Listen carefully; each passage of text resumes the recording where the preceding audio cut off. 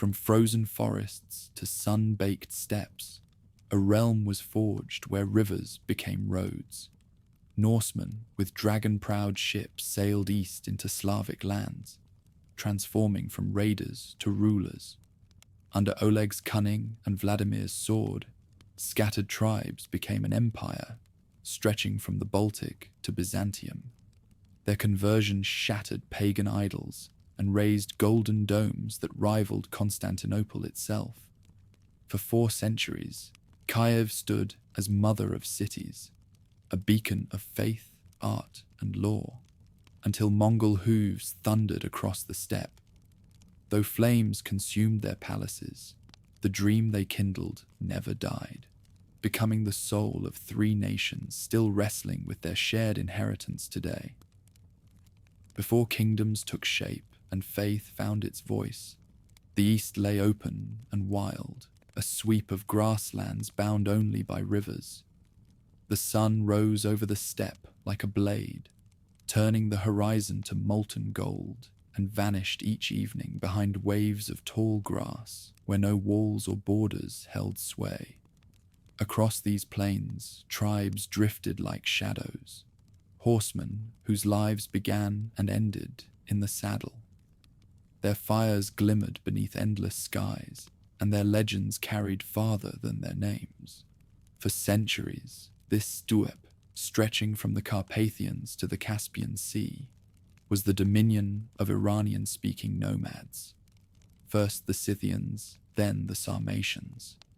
The Greeks who sailed the Black Sea coast built outposts at Olbia and Chersonesus, recording stories of the horse lords who ruled beyond the horizon.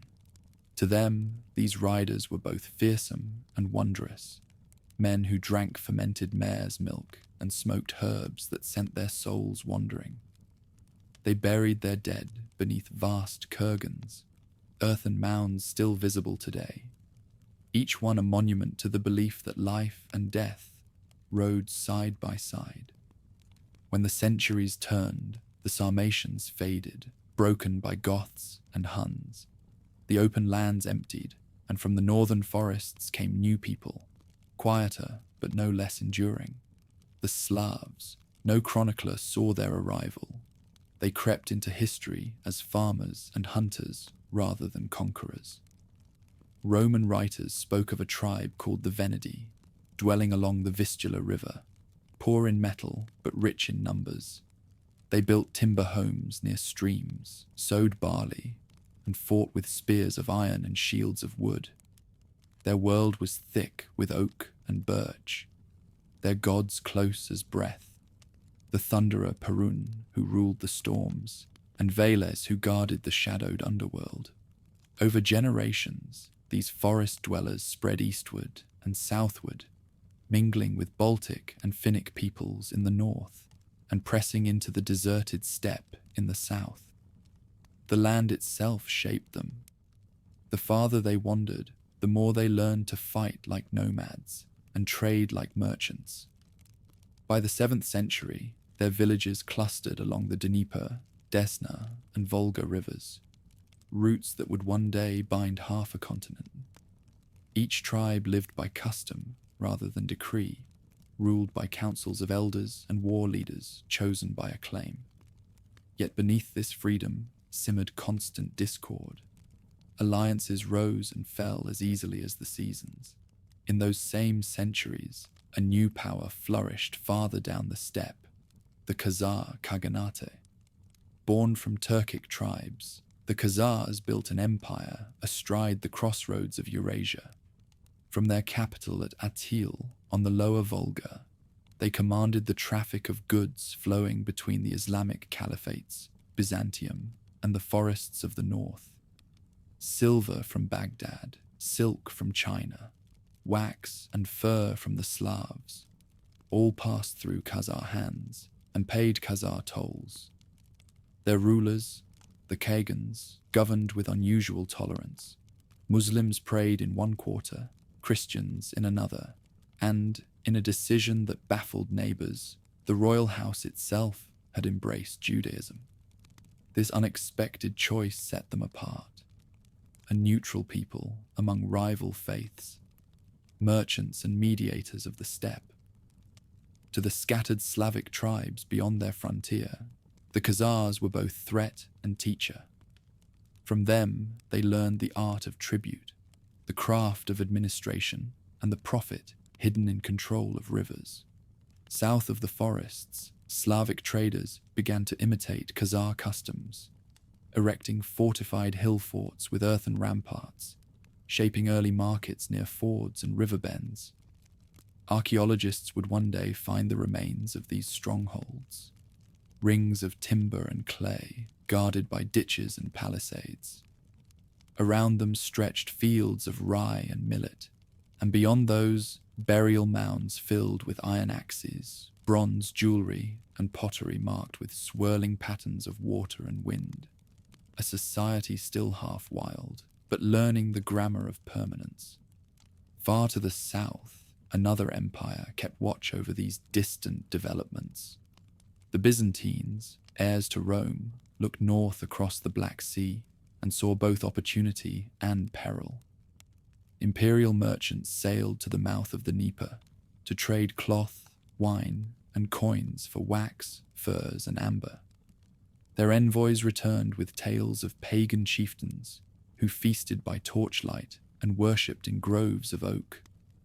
The empire's diplomats, trained in the labyrinthine art of alliance, began to weave their web of influence. They sent gifts and titles to border tribes, hoping to turn their leaders into clients. For the Byzantines, every frontier was a chessboard, and the forest lands beyond the steppe a new game awaiting its players. By the 8th century, the outlines of a new geography had emerged. To the north lay the lake country of Ladoga, where Finnic fishers and Slavic farmers bartered for amber and hides. To the south, the Khazars ruled the lower rivers with iron tribute. Between them spread a network of waterways, the Dnieper, Volga, and Volkhov, linking the Baltic to the Black Sea. Traders paddled down these currents in shallow drafted boats, carrying honey, slaves, and silver. The routes formed what would later be called the road from the Varangians to the Greeks. It was here, amid birch forests and reed-choked deltas, that the first hints of a new civilization began to coalesce. Still, unity eluded them. The Eastern Slavs spoke similar tongues, but owed allegiance only to kin and clan. When disputes rose, they fought not with armies, but with ambushes, quick raids through forest paths, arrows tipped with poison. No law bound them. Each tribe followed its own customs. Yet even as they quarreled, something larger stirred. The exchange of goods along the rivers brought new words, new gods, and a slow awareness that the forests were no longer infinite. Stories spread of strangers from the sea, tall men with pale hair, carrying weapons of unmatched steel, sailing in longboats carved with dragon heads. These were the Varangians, Norsemen from the cold edges of the Baltic, who had grown restless in their fjords. Unlike the raiders who turned west to plunder England and France, these sailed east, drawn by rumours of endless rivers leading to rich lands. They arrived first as traders, their ships laden with furs and slaves. Yet trade among such men was never gentle. What they could not buy, they took. Slavic villagers watched the longboats drift downriver, both feared and admired the strangers who carried the sea in their eyes. For the first time, the frontier peoples of the north and south stood on the brink of connection. The Khazars ruled by commerce, the Byzantines by ceremony, and the Norse by the sword. The Slavs, caught between them, learned to navigate all three. In their markets, Khazar silver mixed with Greek icons and Norse brooches. Their leaders began to dream beyond the forest, of unity, of rule, of cities that might rival those of the south. In the twilight of that age, when the steppe shimmered with dust and the forests whispered of coming change, the rivers themselves became messengers. They carried not only goods, but ambition, the dream that the land between them could become a world entire. No one yet called it Rus, but the word was forming, like light on the horizon, still distant, but drawing nearer with every passing tide. The rivers of the north moved like veins through the sleeping continent, slow silver arteries, drawing both trade and trouble. Along their banks, smoke rose from Slavic hearths and drifted through pine and mist. The people who lived here called no man king. Each tribe obeyed its own council of elders. Each village trusted its own gods. They had no word yet for realm. What they possessed was space, unfenced, ungoverned, and restless. Out of that restlessness came the strangers. From beyond the cold edge of the Baltic, they arrived, in narrow ships carved with beasts that seemed half serpent, half memory. Their sails were the colour of storm clouds. Their oars struck the water with a rhythm older than prayer. They were Norsemen, Swedes from the coasts of Gotland and Roslagen, who sought not the monasteries of England, but the rivers of the east. The Danes had turned west to raid. The Swedes turned east to trade. They came searching for silver and for rule. Down the Volkhov, the Dnieper, and the Volga they sailed, their ships threading through reeds and fog, their eyes fixed on the promise of Byzantium at the far end of the world. Wherever they went, they left both profit and ruin. Villages burned, markets were born. The Slavs called them Varangians, and later Rus, the men who row. At first, the Slavs drove them out, but freedom is a fickle master, and without the Norsemen, the tribes soon fell into chaos.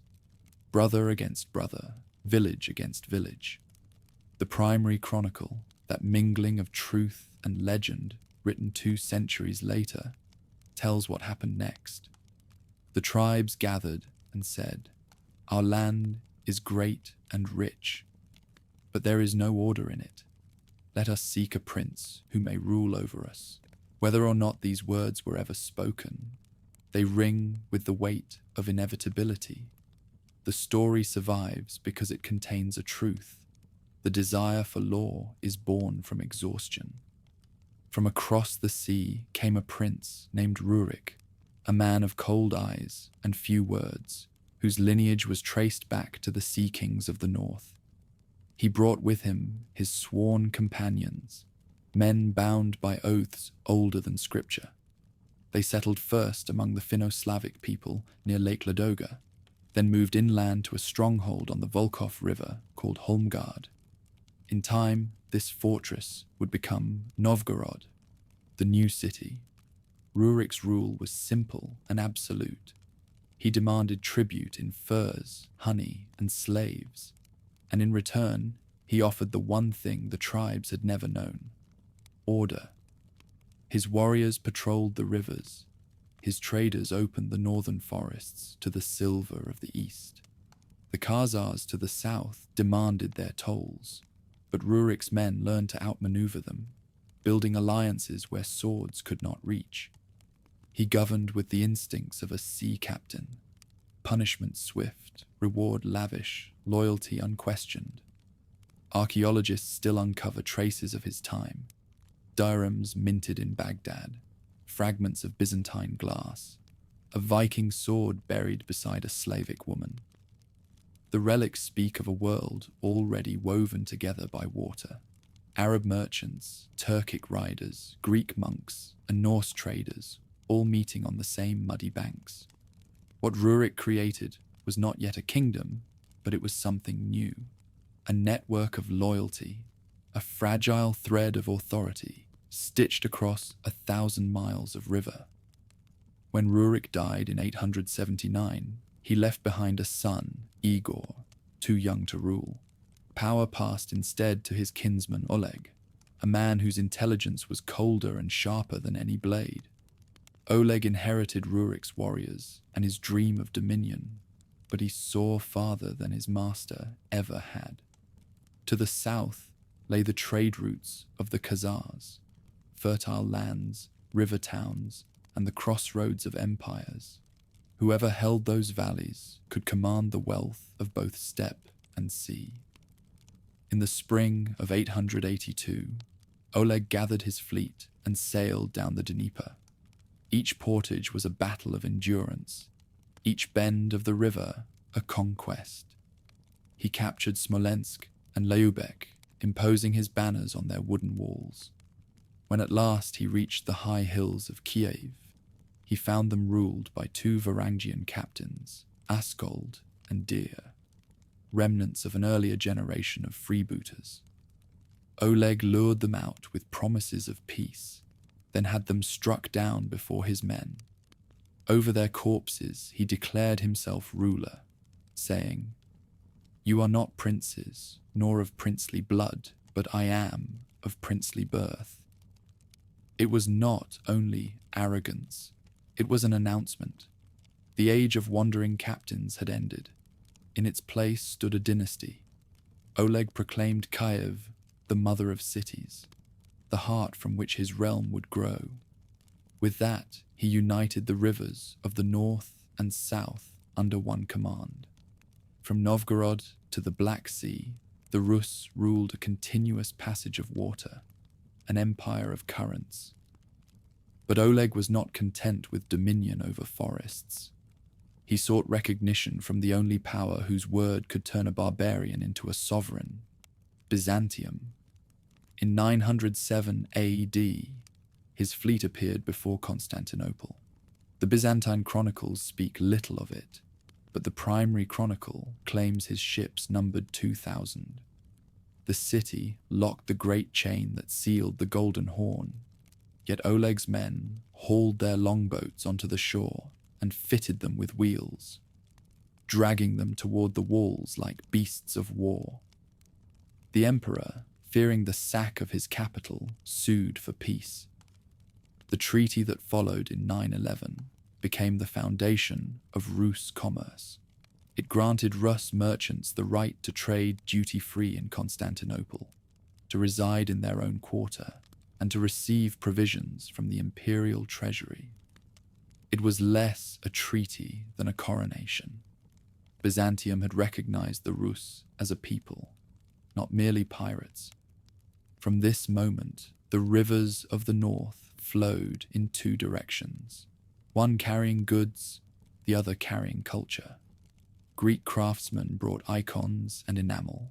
Clerks brought the language of contracts, and with them came the first faint scent of Christianity. In Kyiv, gold and fur were no longer enough. Men began to hunger for ceremony, for the art of empire. Oleg's legend ends with a prophecy. A seer told him that the horse he loved most would one day be the cause of his death. Oleg sent the animal away, swearing never to see it again. Years later, after many victories, he heard that the horse had died. Laughing at the futility of fate, he went to look upon its bones. As he set his boot upon the skull, a serpent slithered from within and bit him. Thus the prophecy was fulfilled, and the first great prince of Rus died by the tooth of his own disbelief. The tale may be myth, but it captures the age in miniature, a world where destiny walked beside ambition, and even princes could not bargain with it. Oleg had taken a scattering of tribes and forged from them a nation bound by rivers. The forests had found their master, and the word Rus, once merely the name of northern sailors, had become the name of a land. Southward, beyond the horizon, Constantinople's domes still gleamed in the sun, tempting the next generation to try its luck against them.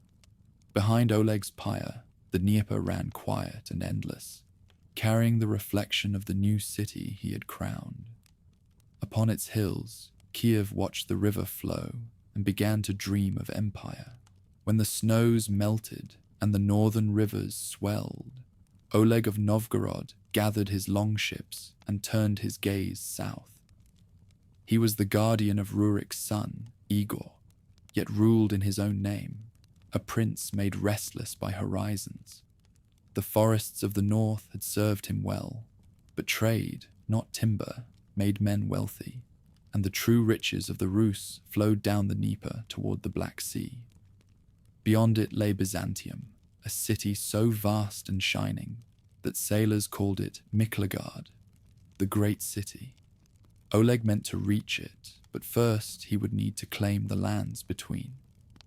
The flotilla moved like a migrating storm, hundreds of ships gliding through floodwater, oars dipping in measured rhythm.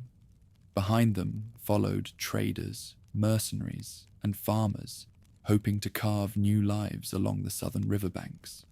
The chroniclers would later say that Oleg's banners were stitched with serpents and ravens, and that his warriors sang to the thunder god as they rode.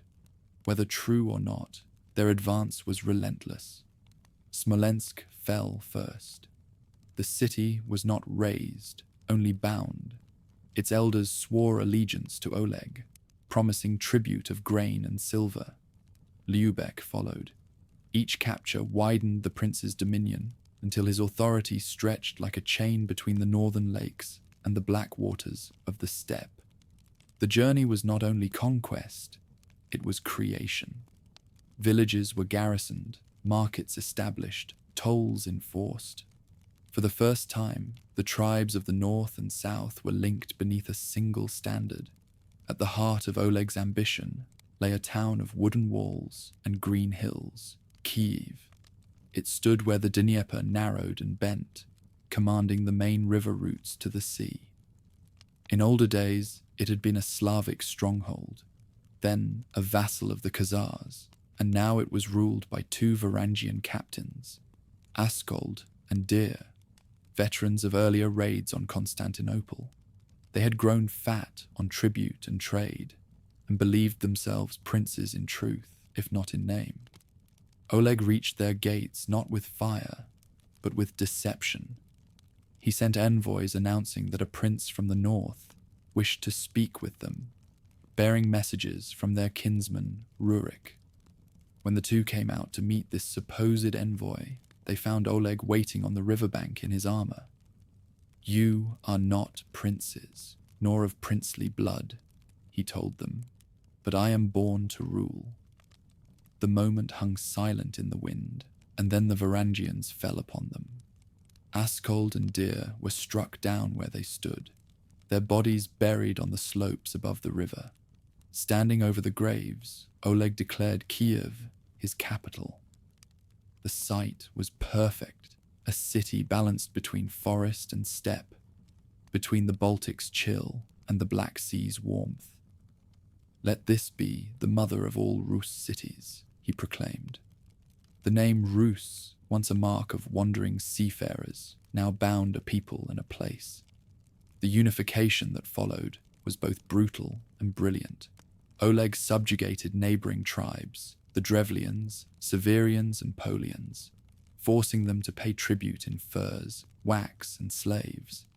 He installed trusted retainers, the Druzhina, to oversee each region, ensuring that Kiev's coffers filled and its borders held. His rule was mobile, his throne wherever his war camp stood.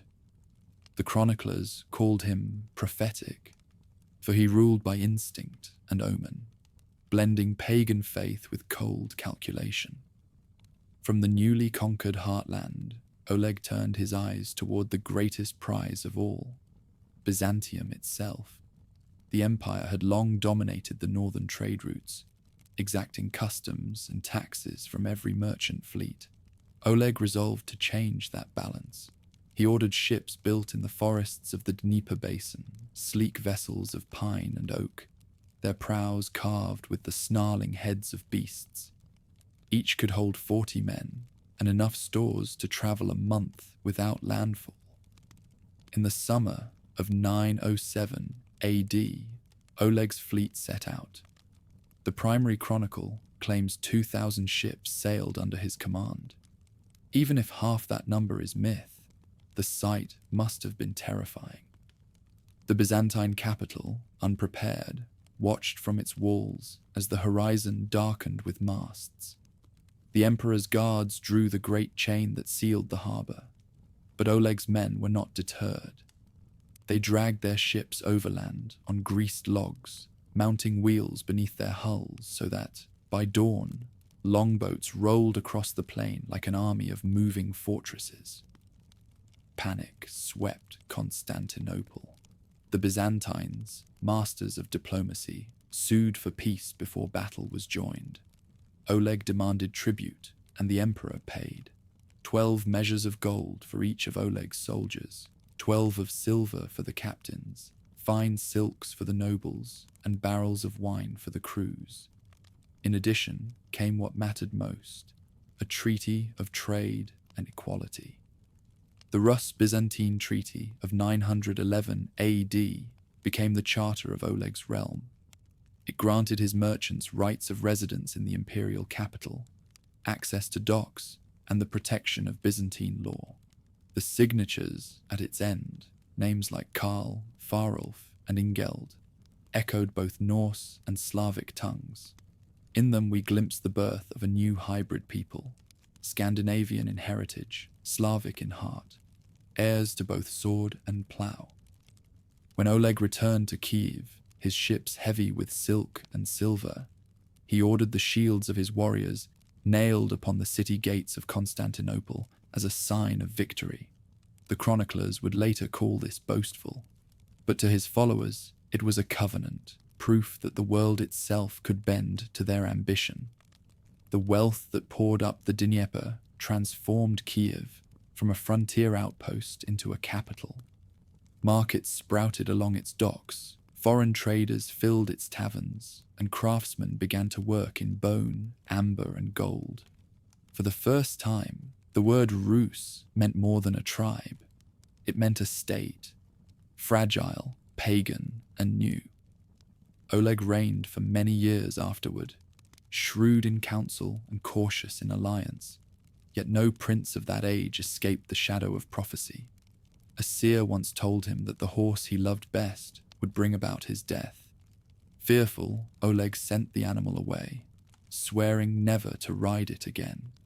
Many years later, when victories had made him arrogant, he asked where the beast lay buried.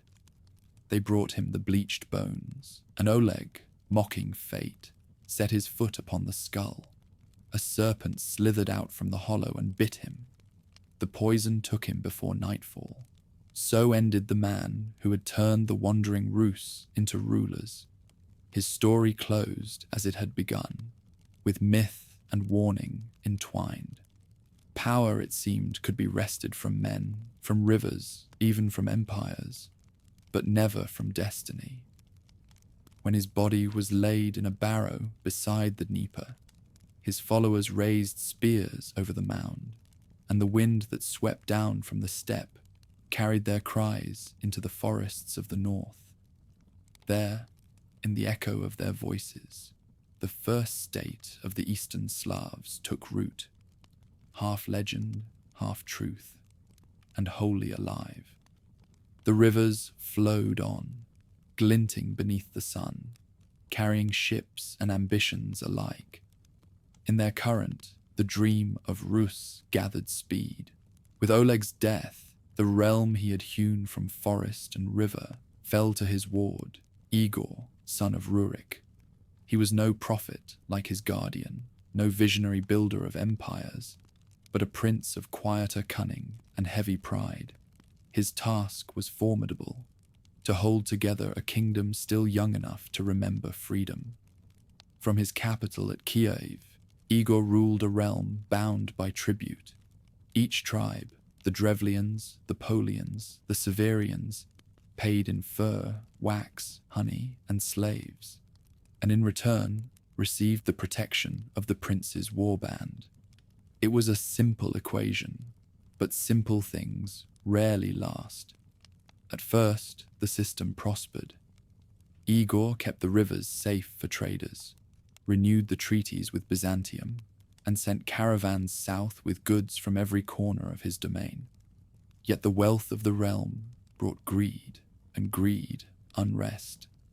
The Khazars demanded tolls for passage through their lands, and Byzantine merchants, grown wary of their northern partners, began to manipulate prices. To a prince raised among conquerors, such diplomacy felt like insult. In the spring of 941 AD, Igor set out with his fleet, hundreds of longships sliding through the Dnieper mist, their prows gilded, their warriors hungry for the plunder of Constantinople. It was a bold move, but the Byzantines were ready. When Igor's ships entered the Bosphorus, they were met by a line of dromons, sleek war vessels that spat liquid fire from bronze nozzles. The Greek fire burned even on water. Flames clung to shields and flesh alike. Ships became floating pyres, their crews vanishing into the smoke. The few who escaped fled north, oars black with soot, bearing tales of ruin. Humiliated but unbroken, Igor returned to Kyiv and began again. He spent 3 years rebuilding his fleet, gathering allies among the steppe tribes, and in 944 AD launched a second expedition. This time, the Emperor Romanos sent envoys bearing gold and promises before the first spear was thrown. A new treaty was signed, one more favorable to Byzantium, but still rich in trade. The pact listed, line by line, the duties of Rus merchants in Constantinople, where they could stay, what goods they might sell, even how many guards they were allowed to keep. Beneath its bureaucratic clauses, the document carried an unspoken warning. Kyiv would profit best through restraint. Still, peace could not feed ambition. The Druzhina, Igor's elite retinue, grumbled that the prince had grown soft. They reminded him of Oleg's conquests and demanded more tribute. Against his better judgment, Igor agreed.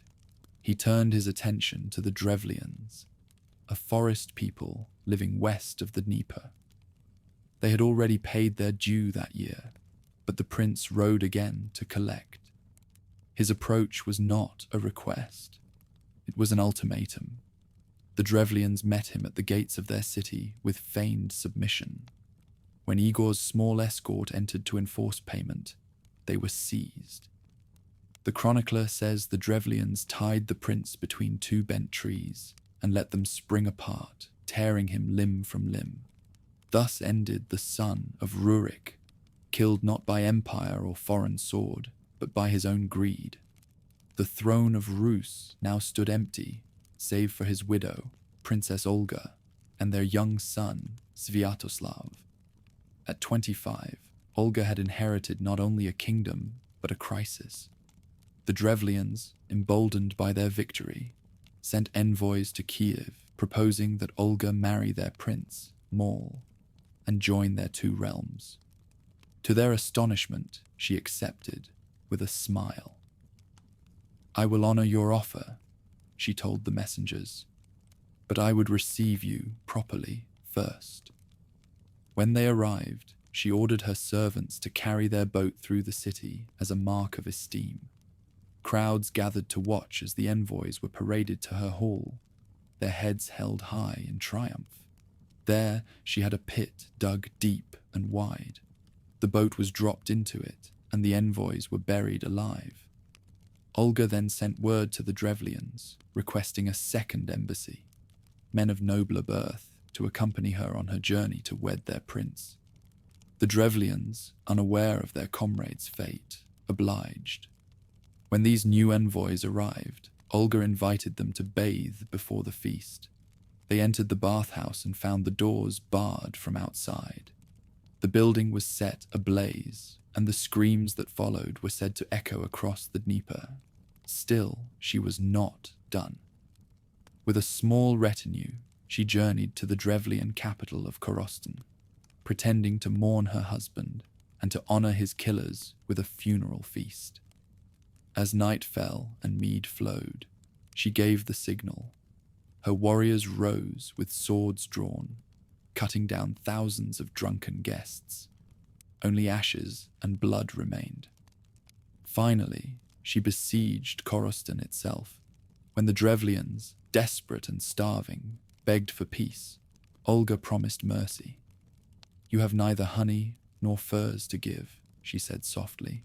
"I will ask only for 3 pigeons and 3 sparrows from each household." Grateful, they complied. That night, Olga tied smoldering sulfur to the birds' legs and released them. They flew home to their nests beneath the city's roofs. When the first flames appeared, the entire town burned. Those who fled were captured or enslaved. With that act, vengeance was complete. Yet Olga proved to be more than an avenging widow. In the years that followed, she rebuilt what Igor's rashness had nearly destroyed. The tribute system that had brought him ruin, she reformed into a stable tax network, clear, regulated, and recorded. She founded trading posts and strongholds across the north, ensuring that wealth flowed into Kyiv, not by blood, but by law. Her rule was firm, yet measured, and for the first time the realm was governed, not merely held. Olga's ambitions extended beyond the sword. In 957 AD, she sailed to Constantinople on a diplomatic mission to the Emperor Constantine VII, dazzling the Byzantine court with her intellect and dignity. There, she accepted baptism under the name Helena.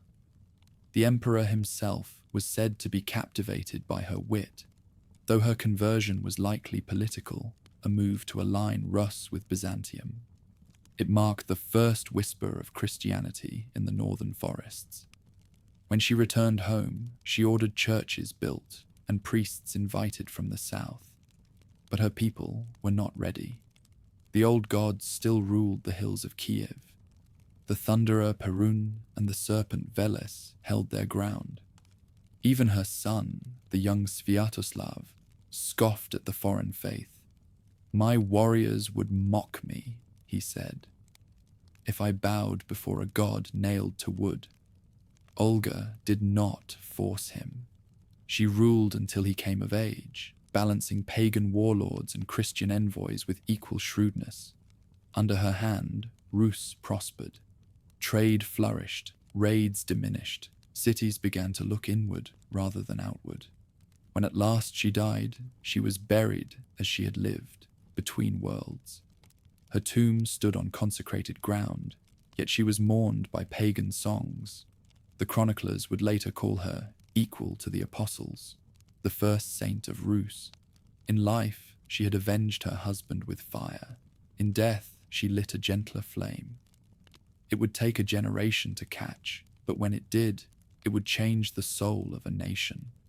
For now, the rivers still ran red, and her son, fierce, restless, and pagan to the bone, prepared to carve his destiny with the sword she had taught him to wield.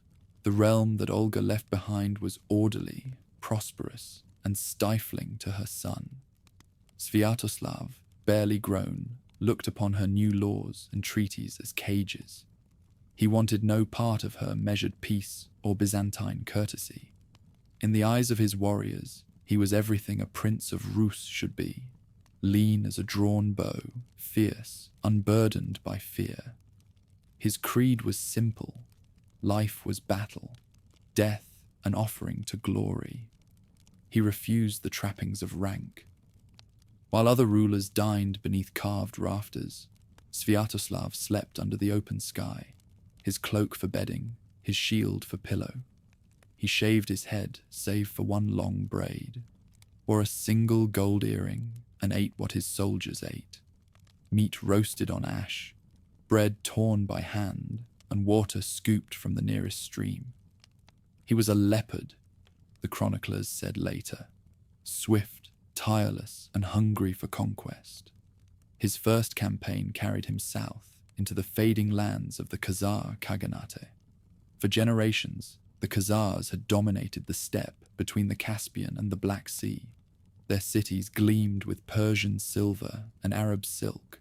Their kings ruled from the fortress of Atil, with justice and coin alike. The Rus had once paid them tribute. Sviatoslav came to end that debt. He gathered his druzhina and allied tribes, Slavs, Finns, Pechenegs, and rode down the Don like a storm rolling from the north. Sarkel, the white-walled fortress that guarded the river, fell after a day's siege. Its defenders were slain, its walls left smoking. From there, the Rus advanced upon Atil itself. The Khazar capital was no match for Sviatoslav's relentless assault. Fire swallowed the markets, temples, and caravanserais. The empire of merchants became a wilderness of ash. In that campaign, the northern prince extinguished a century of Khazar power and opened the road to the Caspian. Wealth followed. With the Khazars gone, the Volga trade came under Rus control, carrying furs and honey to the markets of the east and returning with silver dirhams by the sack. But victory did not satisfy Sviatoslav. It merely sharpened his hunger. Messengers soon arrived from the south, envoys of the Byzantine Emperor John Tzimiskes, who offered gold and alliance if the Rus would aid him against the Danubian Bulgars. To Olga's Christian heart, such a pact would have seemed sacrilege. To her son, it was an invitation to empire. The army that answered his call numbered more than 60,000. Slavic levies, Norse captains, Turkic riders from the steppe. They moved west along the Black Sea coast, burning and foraging as they went. By 968 AD, they struck deep into the Balkans, where the fields were rich and the towns stone-built. The Bulgar Khan, Boris II, fell before them, his cities looted, his treasury seized.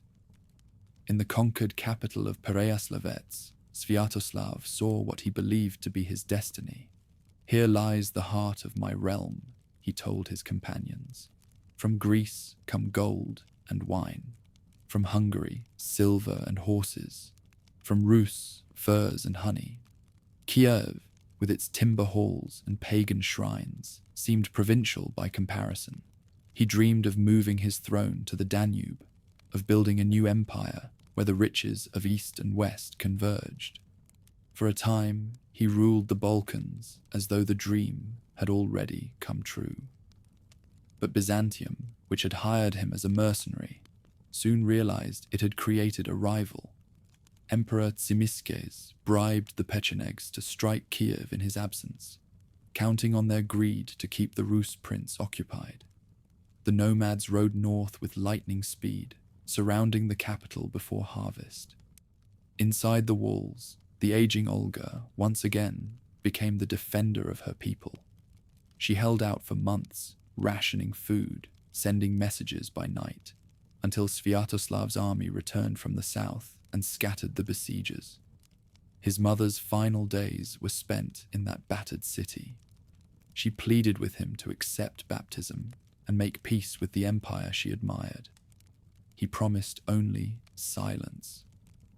When she died, he buried her with Christian rites, but clung to the gods of thunder and sky. The year after her death, he marched again. Byzantium demanded that he relinquish Bulgaria. Instead, he sent a challenge. The armies met in 970 AD near Adrianople, where Byzantine cataphracts and Rus infantry collided like storm fronts. The battle was indecisive, but the imperial counterattack the following spring forced him into retreat.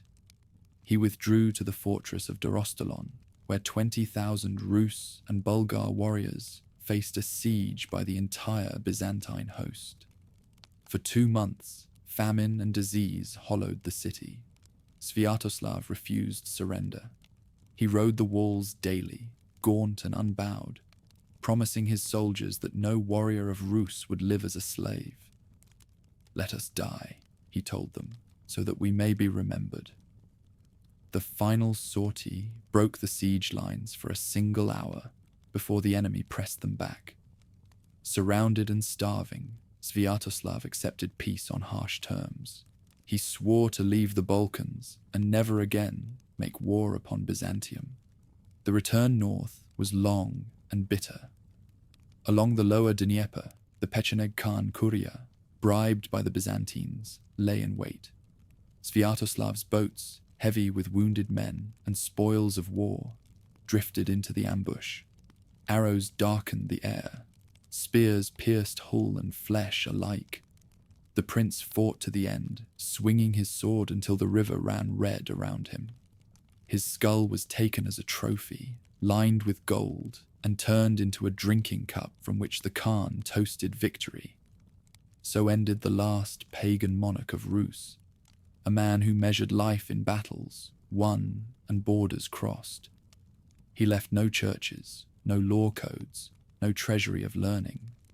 What he left was motion, the restless current that carried his people from the northern lakes to the edges of empire.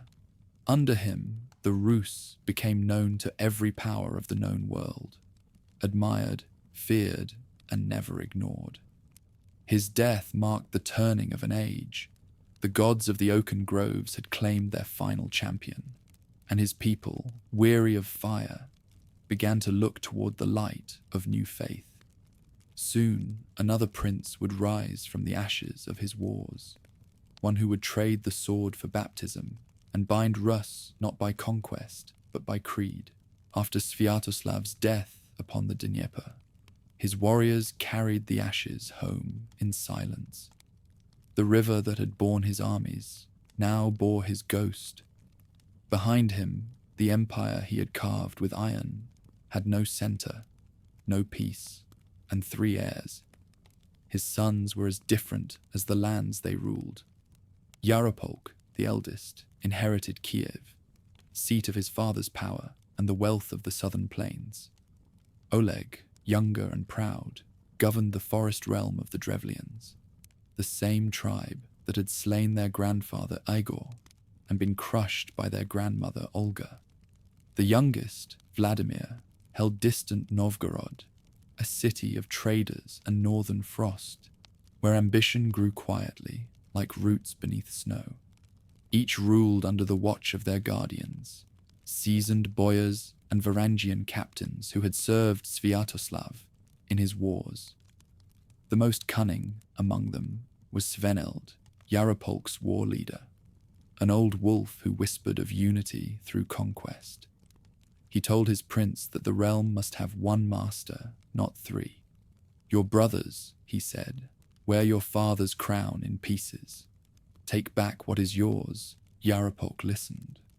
In 976 AD, the fragile peace between the brothers broke. The spark came by accident, or so the chroniclers claim. Sveneld's son, Lyut, crossed into Drevlian hunting grounds and was slain by Oleg's men for trespass. The death was small, but vengeance is a language princes speak fluently. At his commander's urging, Yaropolk marched west with his army. The campaign was swift and merciless. Oleg, unprepared, fell back to the town of Ovruch, pursued by his brother's forces. As he fled across the bridge, his men panicked. The structure collapsed under their weight, and he drowned in the moat below. When Yaropolk arrived, he looked down into the water and said bitterly to Sveneld, "Rejoice, your will is done." His tone was more sorrow than triumph, but blood once shed demands more. Word of Oleg's death reached the north. In Novgorod, the young Vladimir, still little more than a boy, realized his turn would come next. Yaropolk's shadow stretched toward him, and his own boyars counseled flight. He crossed the sea to Scandinavia, seeking refuge among his kinsmen, the Norse Jarls. There, in the courts of warriors who still worshipped Odin, he gathered strength. The sagas say he promised gold to any man who would follow him east to reclaim his birthright. By the spring of 978, he returned with an army of Varangian adventurers, men who fought for pay and for legend. Vladimir's campaign was as cold and methodical as his father's had been wild. He began not with Kyiv, but with Polotsk, a rich city ruled by the Viking lord Ragnvald. The prince offered to wed Ragnvald's daughter, Rognida, to seal alliance. She refused with scorn, calling him the son of a slave. Her insult struck like a blade. Within days, Polotsk was taken, Ragnvald slain, and Rogneda forced into marriage. Such were the customs of conquest, and Vladimir did not blush at them. From there, his army swept south, gathering tribes as it moved. Krivichs, Chuds, and Slavs, eager to back the strong. At the gates of Kyiv, Yaropolk's supporters faltered. Many boyars deserted, remembering the fratricide that had begun this war. In June of 978, Vladimir entered the city. His brother, cornered in the fortress of Rodnia, sought peace. He was received with ceremony, and then murdered in secret by Varangian blades. The throne of the Rus belonged to one man. Vladimir the Victorious was young, brutal, and brilliant. The chroniclers describe him as a heathen king of almost mythic appetite. 5 wives, hundreds of concubines, and a taste for sacrifice as well as celebration. He erected new idols upon the hills above Kyiv, effigies of Perun, Kors, and Mokosh, and rededicated the city to the old gods his father had served. The drums of pagan worship echoed once more through the valley, as if Sviatoslav's spirit had returned. Yet behind the feasting and the blood rites, Vladimir proved a calculating ruler. He knew that conquest alone could not hold a realm stretched from the Baltic to the Steppe. He set about binding the tribes by tribute, law, and marriage, offering his sisters and daughters to regional princes as pledges of peace. The Drevlians, long rebellious, were granted leniency. The northern towns were fortified, their markets taxed and guarded by garrisons loyal to Kyiv. Order returned, rough but unmistakable. The new prince also understood the power of trade. His fleets traveled to the Volga, the Dnieper, and across the Black Sea, linking Rus to the markets of Constantinople, the Caliphate, and the Baltic ports. Furs and slaves flowed south. Silver and wine came north. Each coin that passed through Kyiv reminded its merchants that unity, however hard won, was profitable. Still, the faith that bound his people was fragile. Paganism satisfied warriors, but not merchants, who dealt with Christian Byzantines and Muslim traders. Vladimir's envoys told him that other realms found strength in their creeds. The Bulgars had Islam, the Franks had Latin Christianity, the Greeks their Eastern Orthodoxy. Religion, they said, was not merely salvation, but diplomacy. The prince listened, but did not yet decide. His mind was still fixed on flesh, not spirit. He built temples on Kyiv's heights and offered human sacrifices. Some say even his own children of lesser wives. The gods of thunder and earth answered with silence. If he sensed unease among his people, he ignored it. Power was its own liturgy. Yet beneath the surface, change had already begun. Byzantine missionaries whispered their faith in the marketplaces. Traders carried icons in their packs alongside bolts of silk. The old gods seemed to age, their shrines neglected, their worshippers fewer.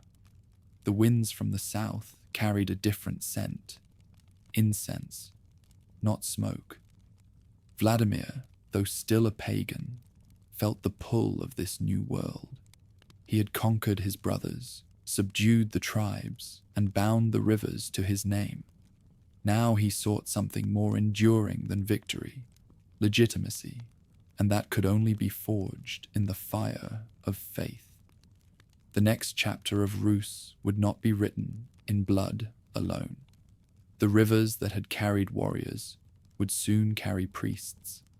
The prince who had risen through conquest would become the man who baptized a nation.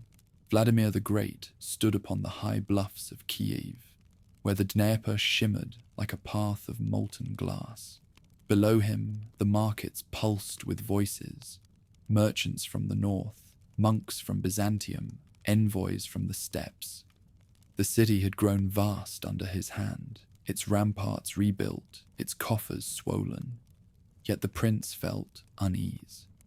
The realm he ruled was rich in tribute, but poor in spirit.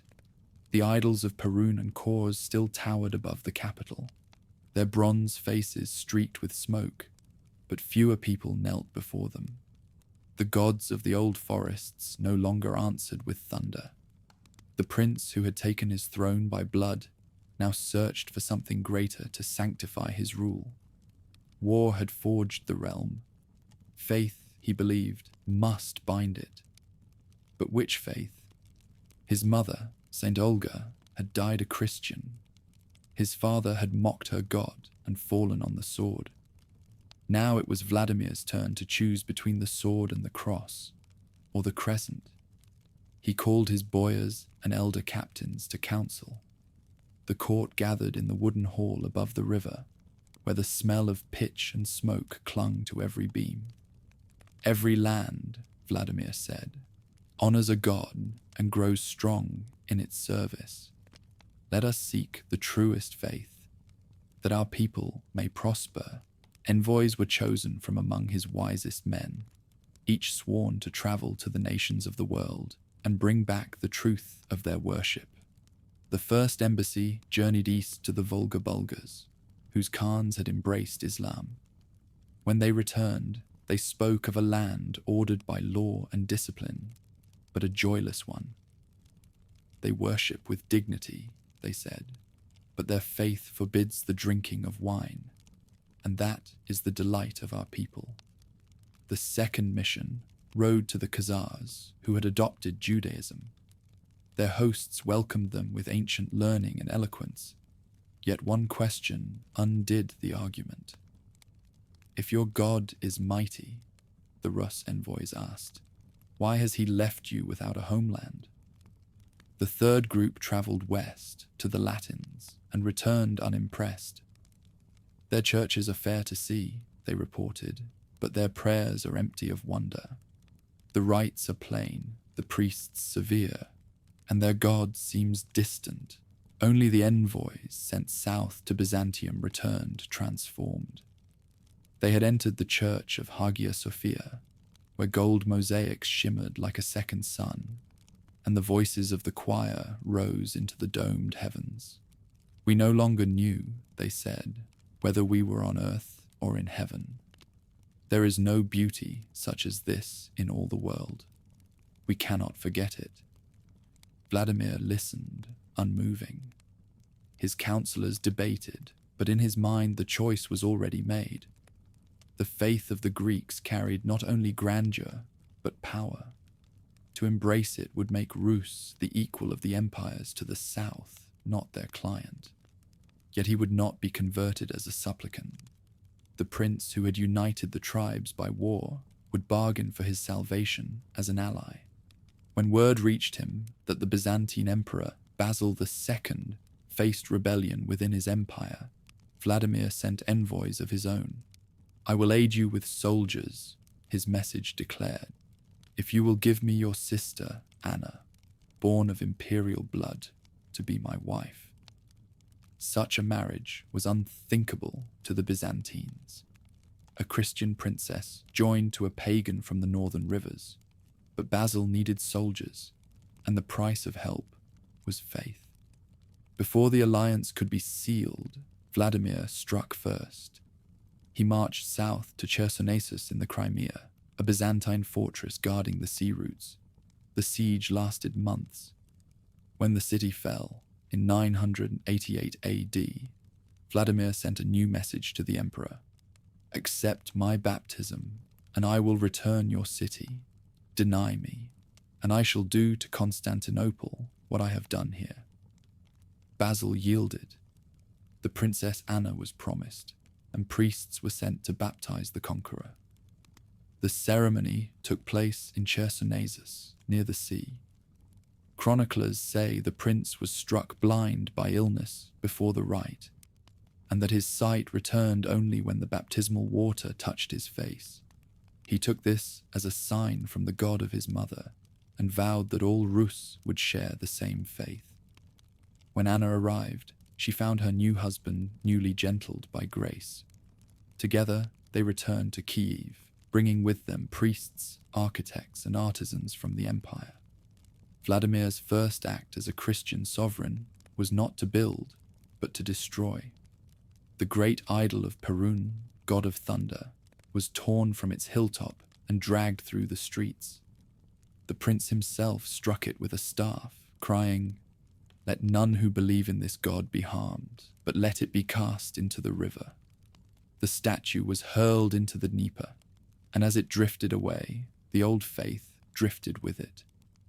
In the days that followed, heralds rode through the city proclaiming the prince's decree: "Whoever will not come to the river tomorrow is no friend of mine." The next morning, thousands gathered along the banks, nobles, merchants, servants, children. Priests stood in the shallows with icons raised high, and the waters of the Dnieper turned silver beneath the sun.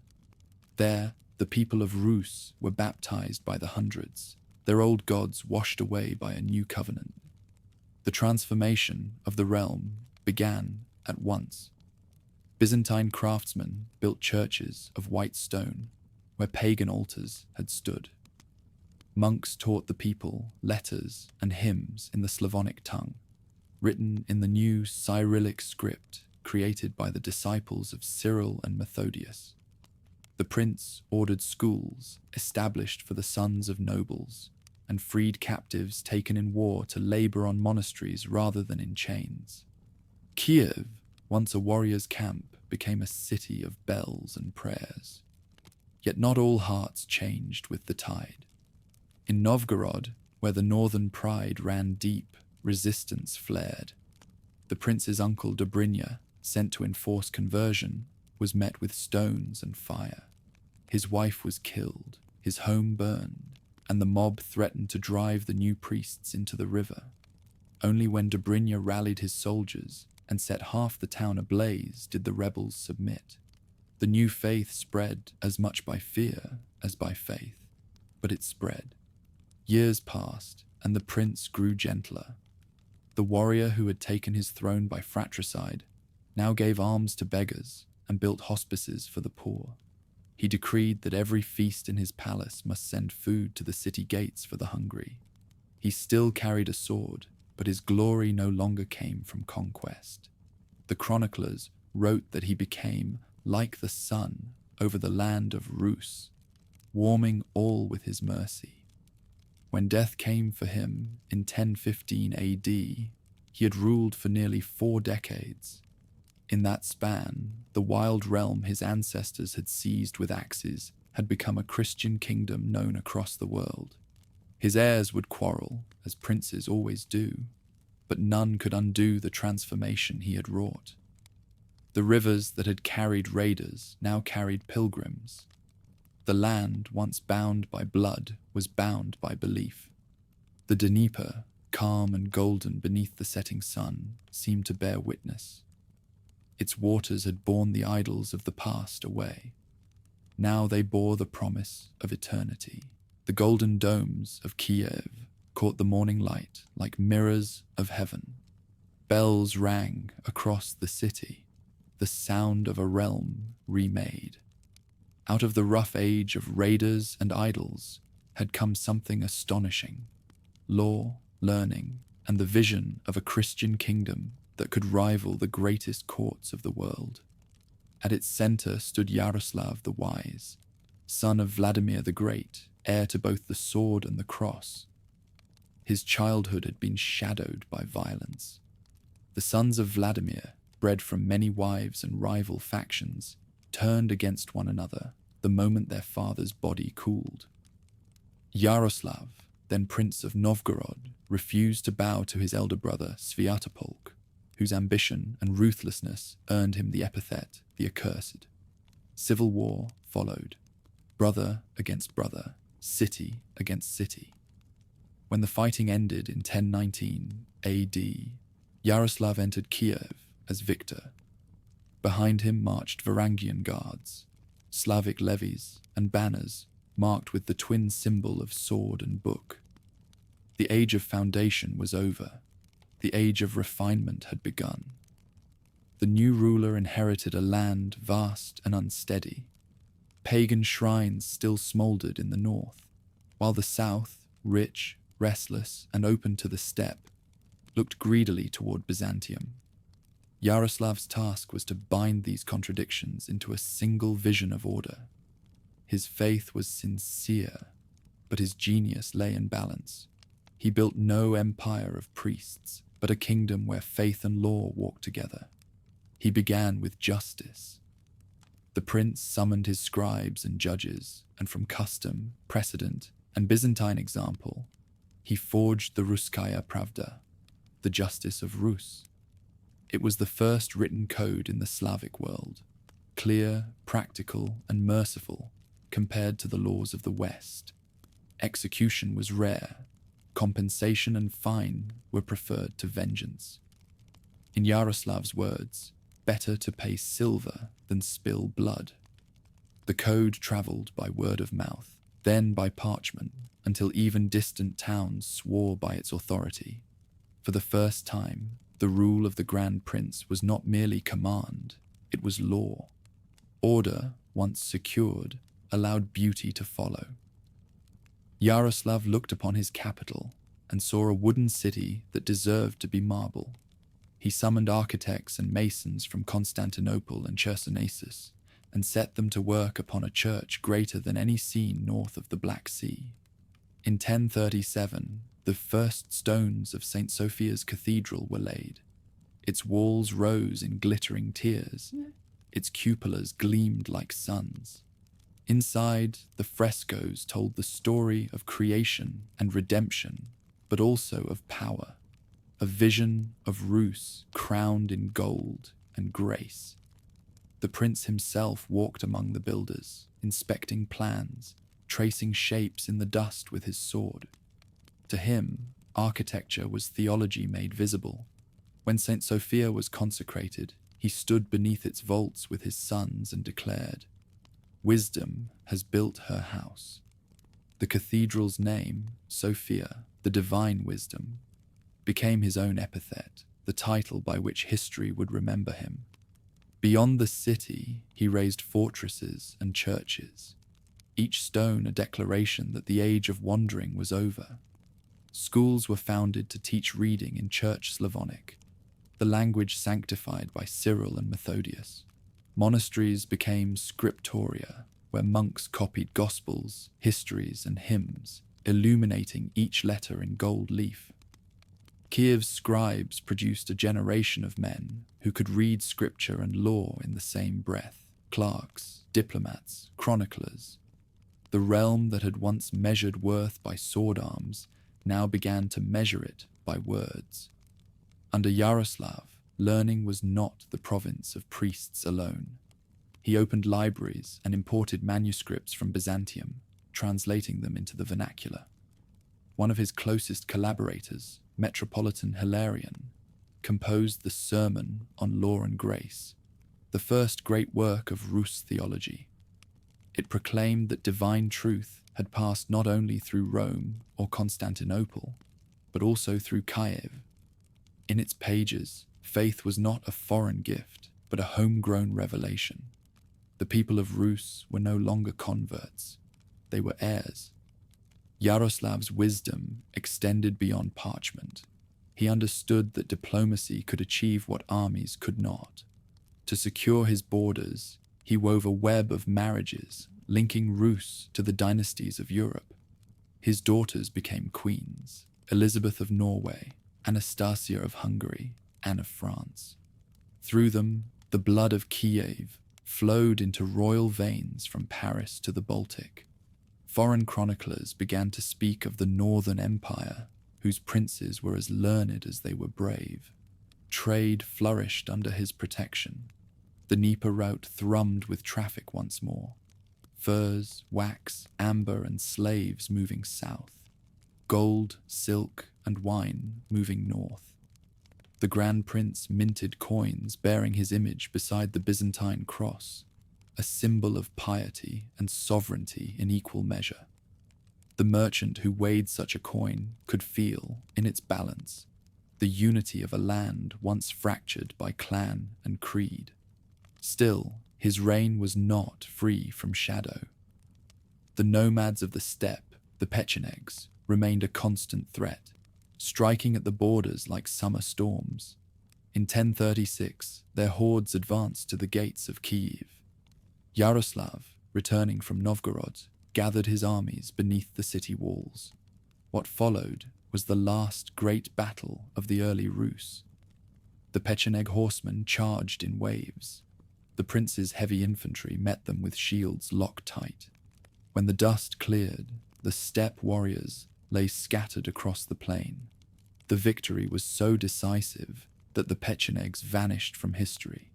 To commemorate the deliverance, Yaroslav ordered a church built on the very field of battle, the same St. Sophia's Cathedral whose domes now crowned his triumph.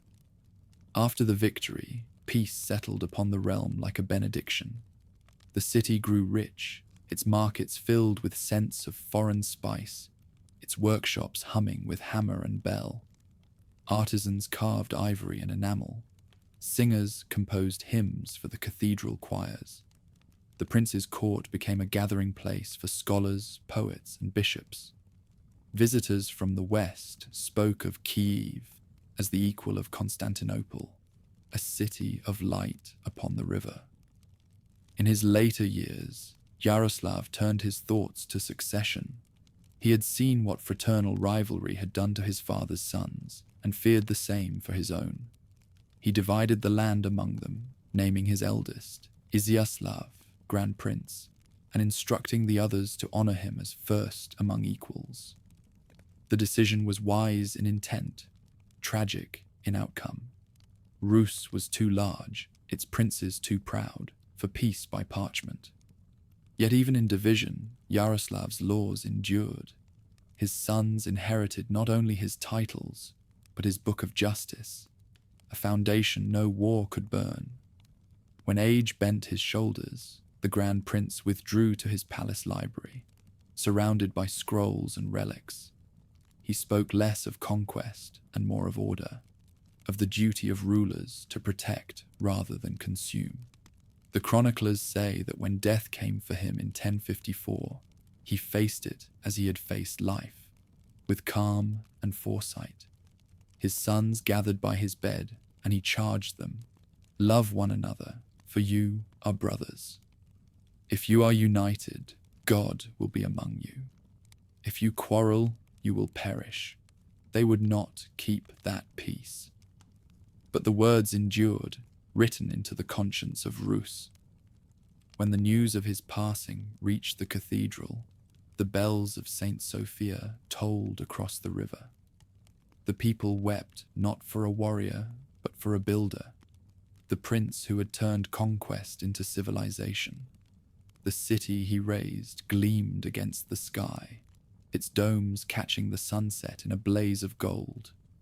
Under Yaroslav's rule, Rus had found its wisdom, and for a fleeting century, the rivers of the north ran clear with peace, meant to seal harmony.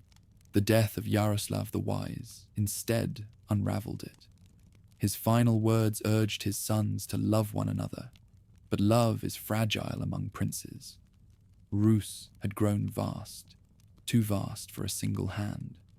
From the Baltic to the steppe stretched cities proud of their own wealth, and each ruler saw in them the reflection of his own destiny. When the Grand Prince's coffin was laid beneath the marble floors of St. Sophia, the golden age began to dim. Yaroslav had divided the land as carefully as parchment could allow. To his eldest son, Sviatoslav, he left Kyiv, the mother city and the symbol of the crown. Sviatoslav received Chernigov, rich in forests and iron. Vsevolod held Pereyaslavl, the southern bulwark against the nomads. The younger brothers were granted Smolensk, Volhynia, and other distant realms. The arrangement, though designed to prevent rivalry, ensured it. Each son ruled as prince, Each believed himself king. The first years after Yaroslav's death were uneasy, but peaceful. The brothers met in council, swore oaths of loyalty before the relics of Saint Sophia, and divided the revenues of trade. Yet beneath the surface, envy stirred. Kyiv remained the richest prize, a city of markets and monasteries, where tribute from the north and tolls from the south converged. Whoever sat on its throne commanded not only gold, but prestige. The chroniclers record that the princes began to speak of their inheritances, not as fiefs of a single realm, but as hereditary lands, to be passed from father to son. Each domain grew more distinct, more jealous of its independence. Out of this shift emerged a new pattern, the Principalities of Rus. Novgorod stood first among them, the northern city that had once obeyed Rurik's heirs, now learning to rule itself. Its merchants, enriched by trade with the Baltic and the Hanseatic ports, preferred freedom to obedience. The city's Vesh, its public assembly, chose princes and dismissed them at will, a practice that would one day make Novgorod a republic in all but name. The northern forests bred independence as surely as the steppe bred war. To the west, Smolensk and Polotsk became seats of ambition. Each lay on vital trade arteries and drew profit from the caravans that crossed their territories. To the south, Pereyaslavl remained the watchtower of Rus, its garrisons forever watching the horizon for dust raised by nomad hooves.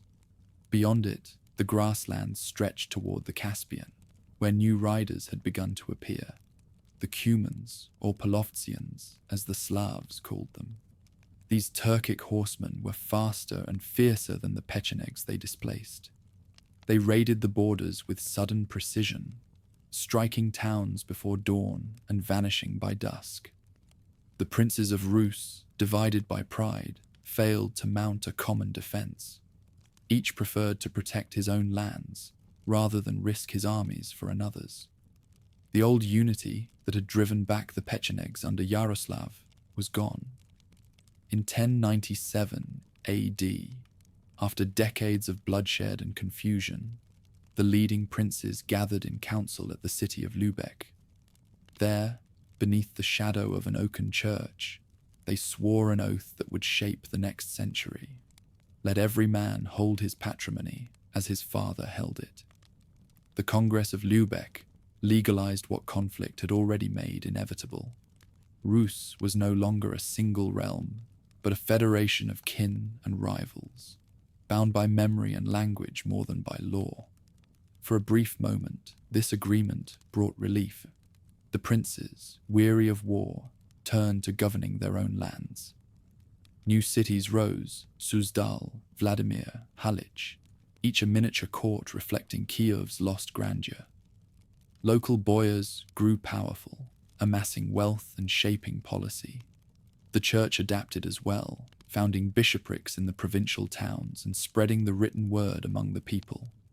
In monasteries from the Carpathians to the Volga, monks copied the Ruskaya Pravda and the Gospels, binding the scattered lands in shared belief, if not shared command. Yet prosperity never stood alone. The very peace that allowed the cities to flourish made them easy prey for the steppe. The Cumans, skilled with bow and horse, harried the southern borders year after year. To meet this danger, some princes turned nomad against nomad.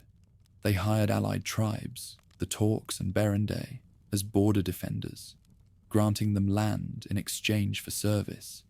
These warriors, half slave, half steppe, guarded the frontiers, their camps stretching along the Dnieper like a living wall. For a time, this fragile balance held. Vladimir Monomarch, grandson of Yaroslav, rose as the last great unifier of the age. Through courage and eloquence, he persuaded the princes to join campaigns against the Cumans. In 1103 and 1111 AD, he led combined armies that shattered the nomad confederations, and burned their camps deep in the steppe. His victories were celebrated in the songs of the lay of Igor's campaign and in his own instruction to his sons, a letter of wisdom that urged mercy, justice, and faith. Monomach's reign was a final echo of the old unity, a reminder of what Rus could be when guided by a single will. But the echo faded quickly. After his death, the congresses ceased, and the princes returned to quarrels over border towns and succession rights. Their letters to one another, preserved in chronicles, speak the language of kinship tinged with suspicion.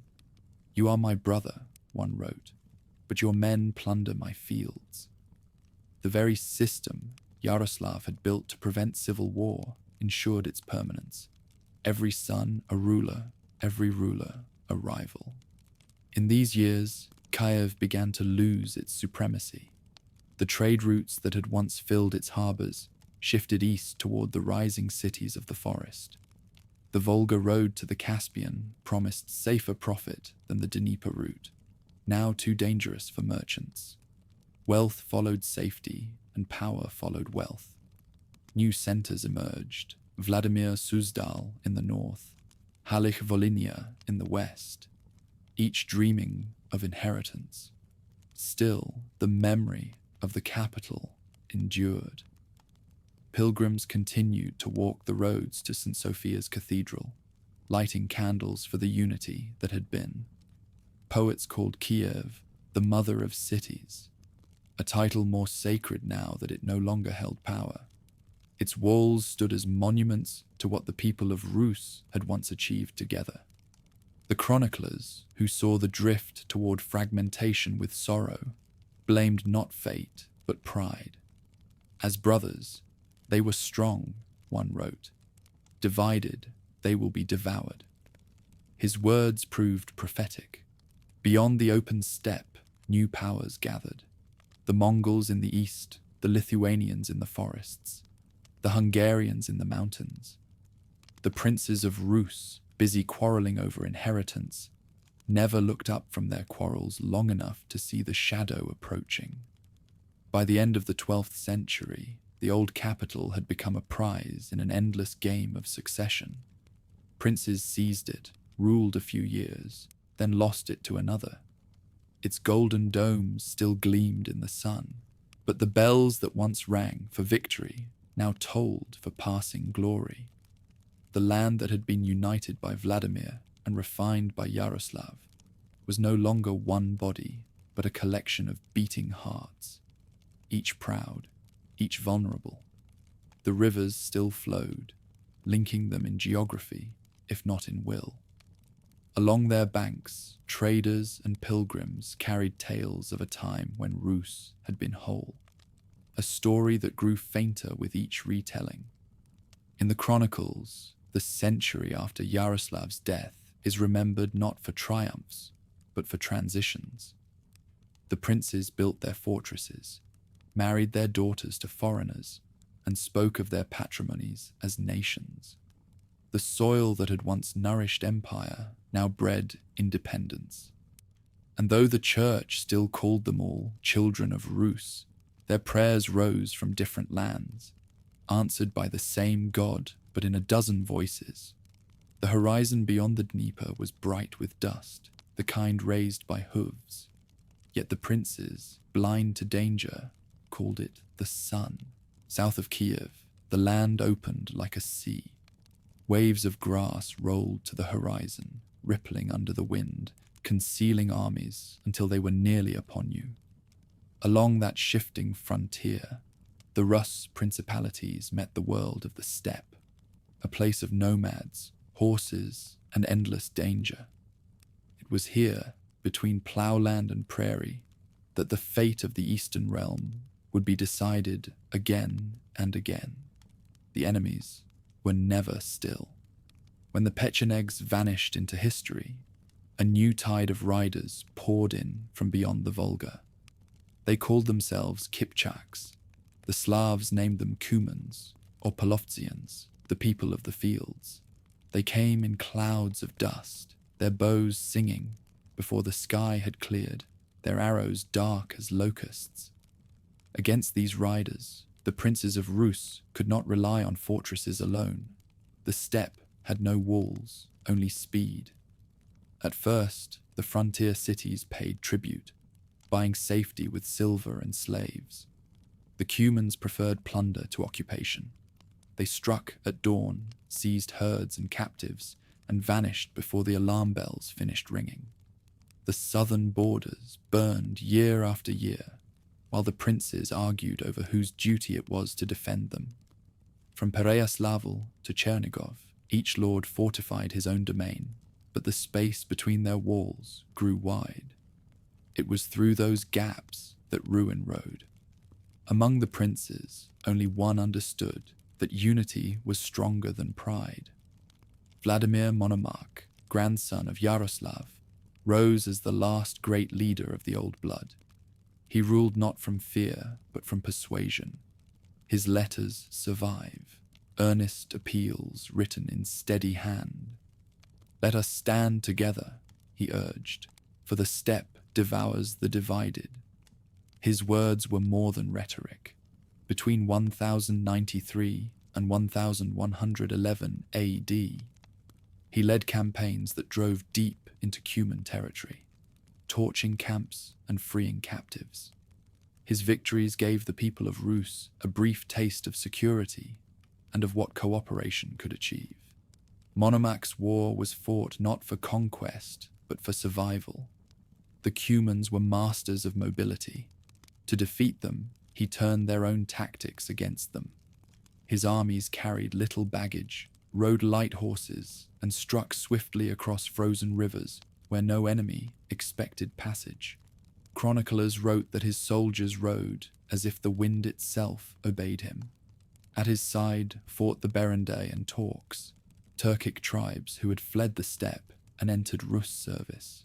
These new allies, half nomad by birth, patrolled the borderlands in exchange for land and silver.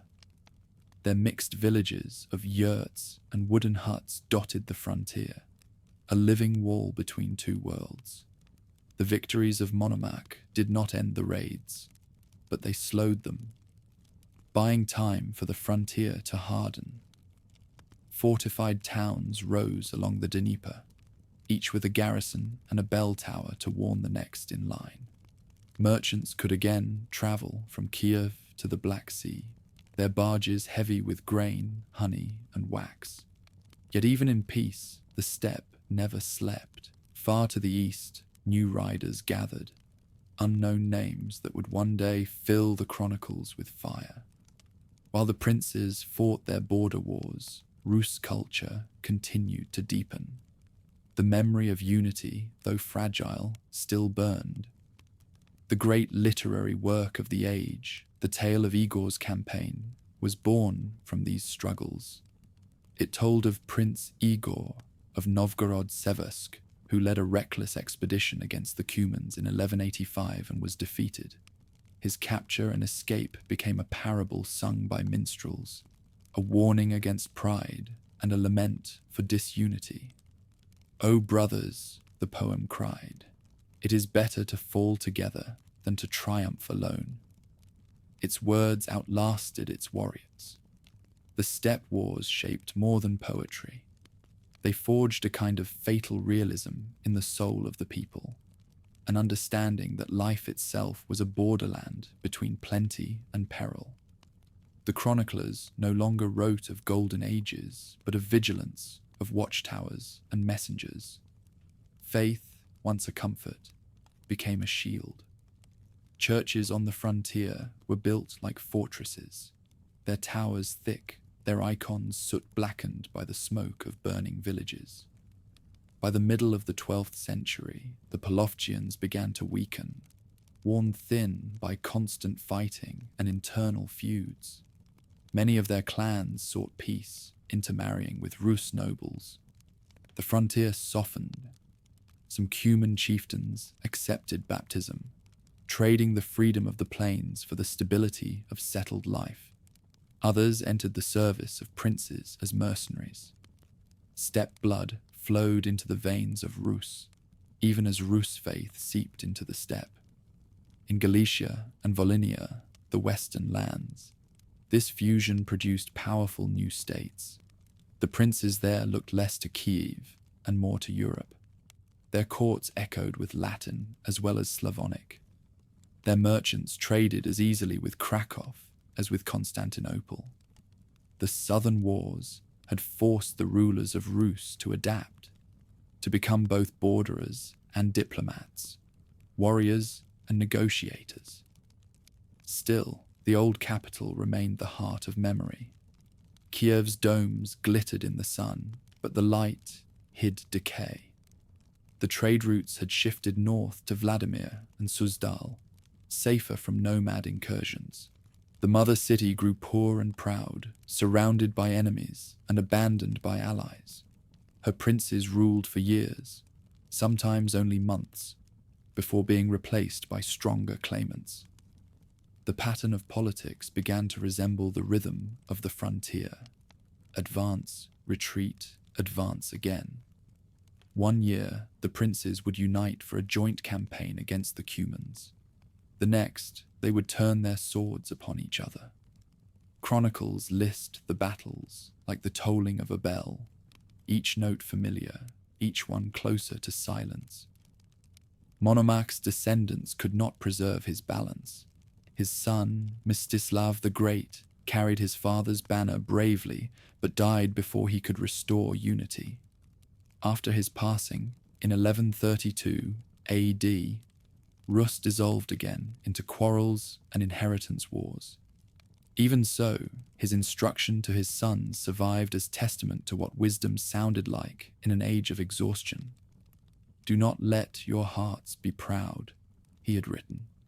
"Be fathers to the orphan and judges to the poor. Fear God, for in him is strength." The manuscript passed from monastery to monastery, a relic of the civilization the wars had tried to destroy.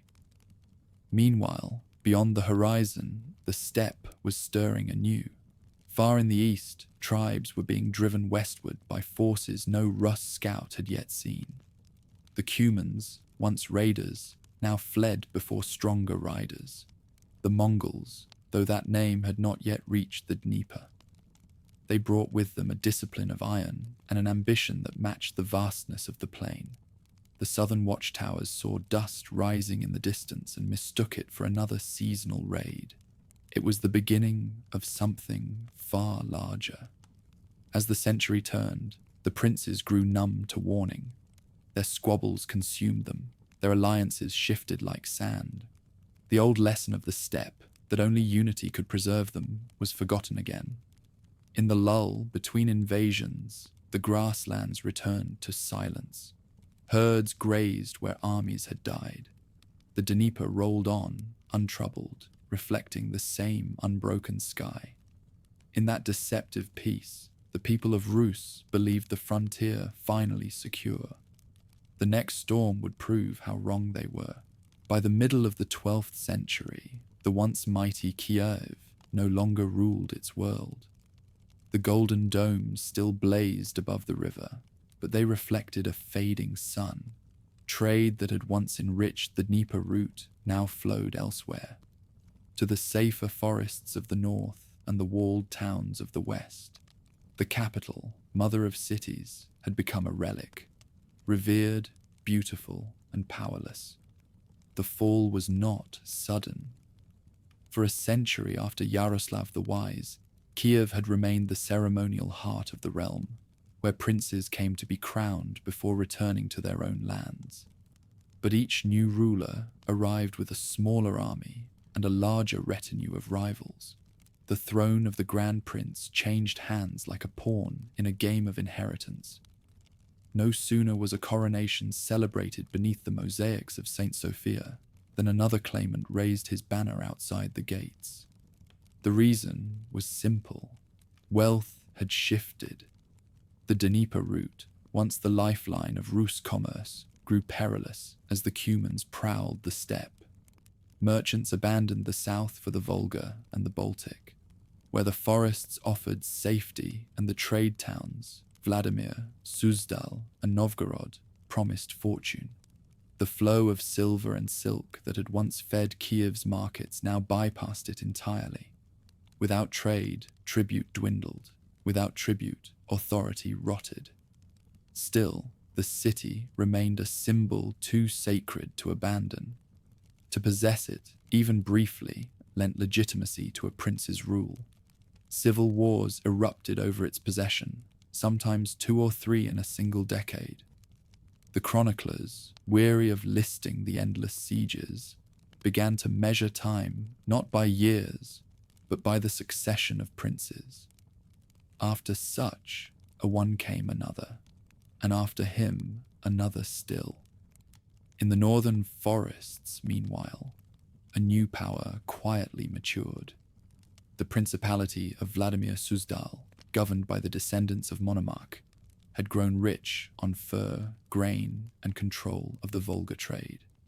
Its princes built white stone churches and walled towns, replacing timber with permanence.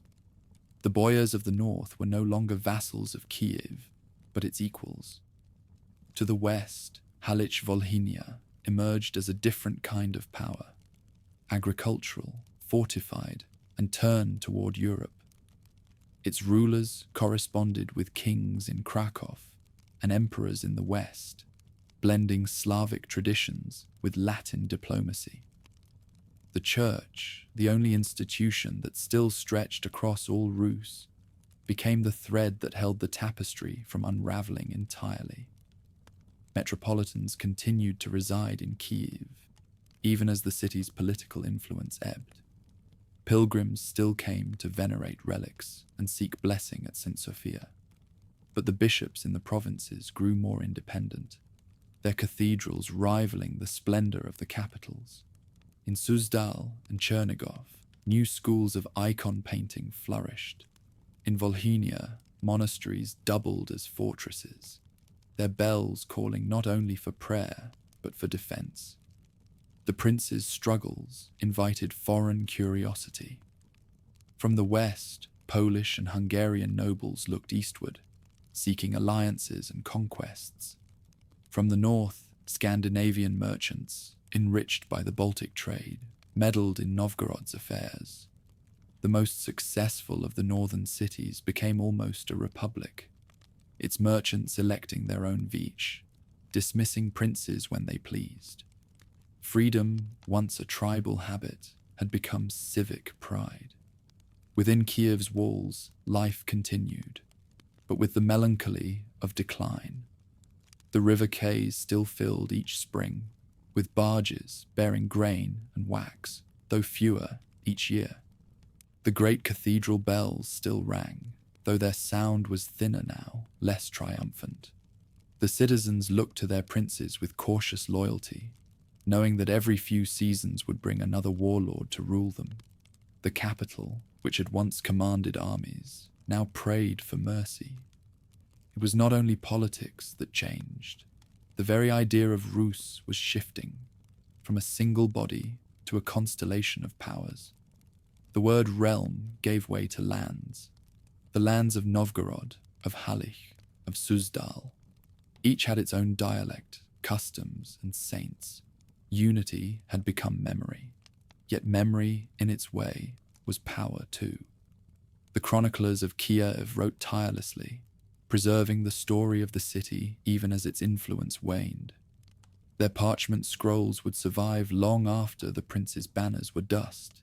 The decline of the capital mirrored a wider truth.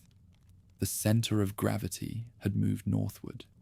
The forests offered safety from the steppe, fertile soil, and rivers that linked east to west.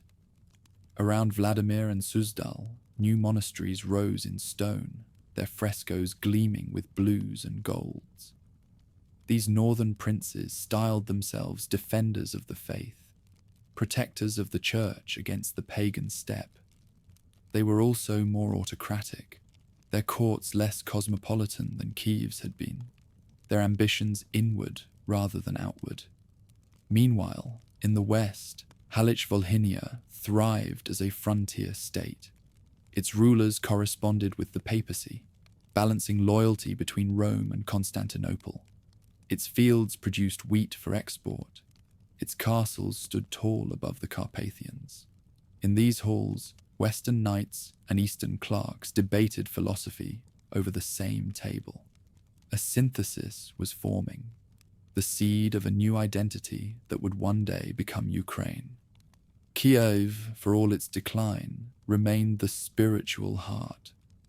When a prince entered the city, he still walked barefoot into St. Sophia, kissed the relics, and prayed before the icons of his ancestors. To reign in the capital, even for a season, conferred sacred legitimacy. But the throne was fragile. In the year 1169 AD, Prince Andrei Bogolyubsky of Vladimir led his northern army south, stormed the city, and sacked it for the first time in its history. The churches were looted, the relics seized, and the treasures of St. Sophia carried north to adorn the new cathedrals of Vladimir. The sack of Kyiv was not merely another raid, it was a statement. The north no longer bowed to the south. Power had changed direction, and with it, destiny. The chronicler who witnessed the devastation wrote, "The sun of Rus has set. It shines now upon other lands." From that time onward, Kyiv was a symbol without an army. Princes continued to claim its title, but ruled from elsewhere. Its role as the political heart of the realm was over. Its role as a memory had just begun.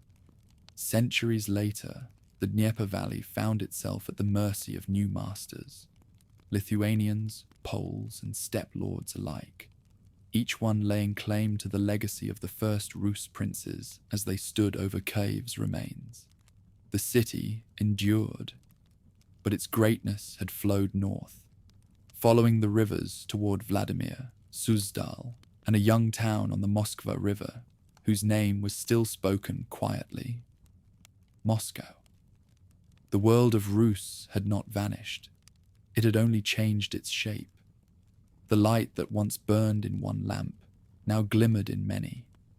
The rivers carried that light forward, winding through new lands, toward a future that none of Yaroslav's sons could have imagined. Far beyond the eastern steppe, where sunrise seemed to rise twice, once over the horizon and again from the glint of armor, an empire was stirring.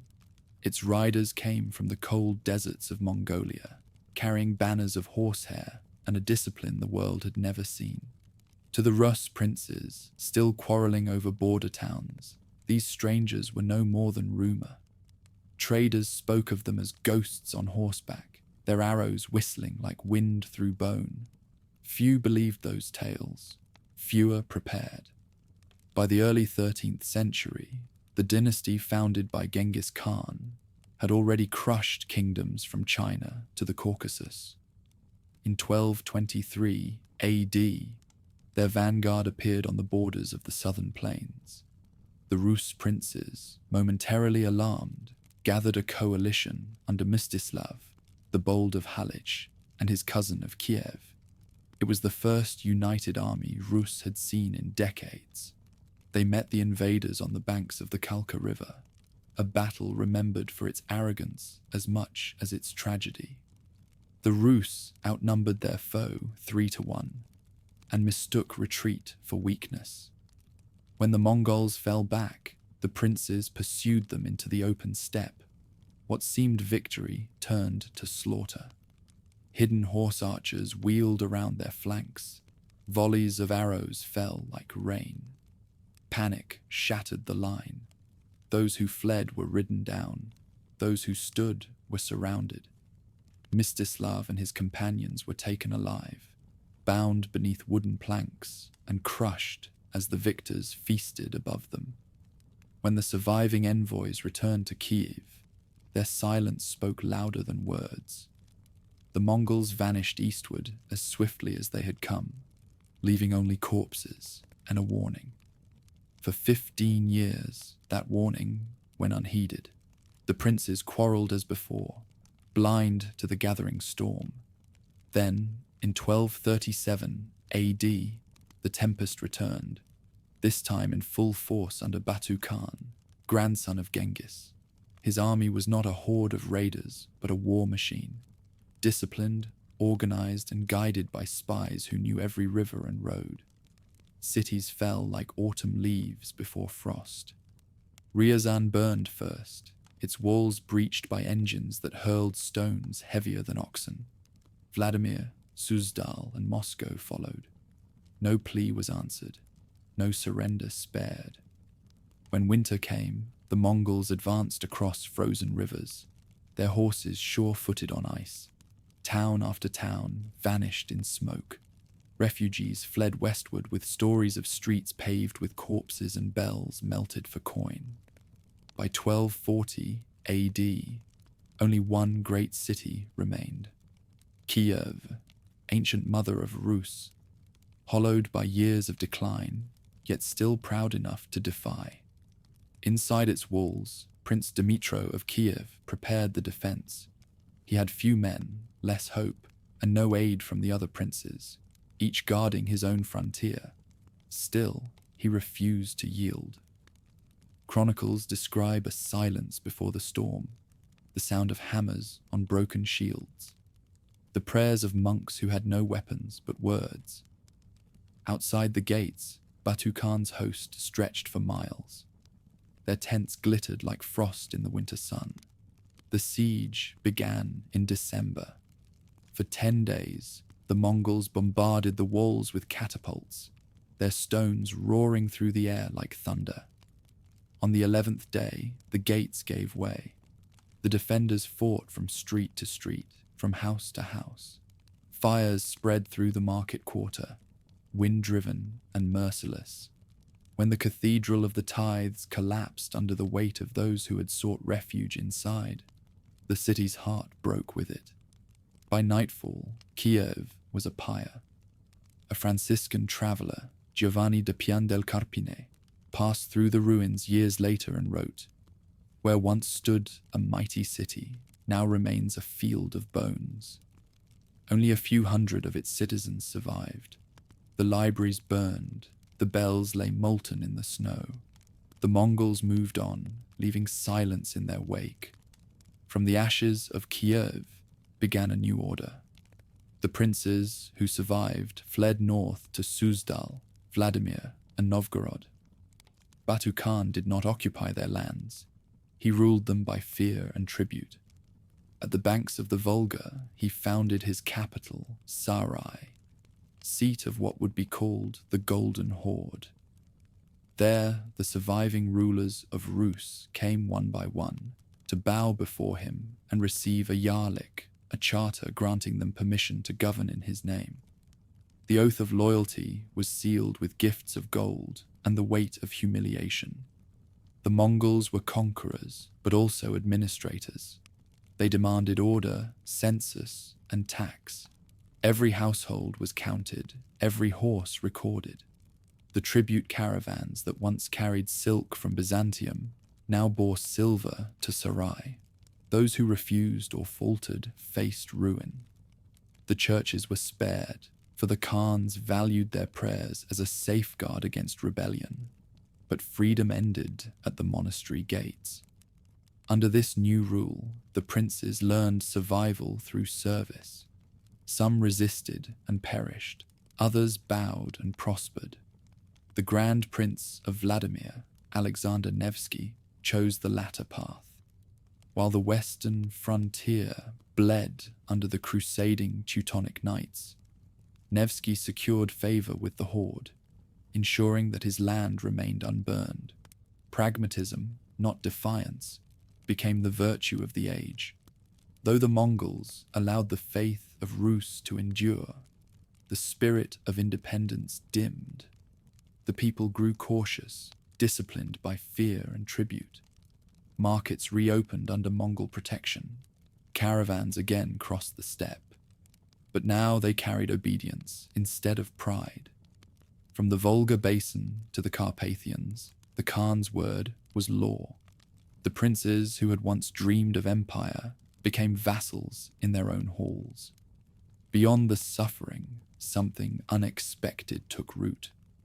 the Orthodox Church, spared from destruction, became the guardian of identity.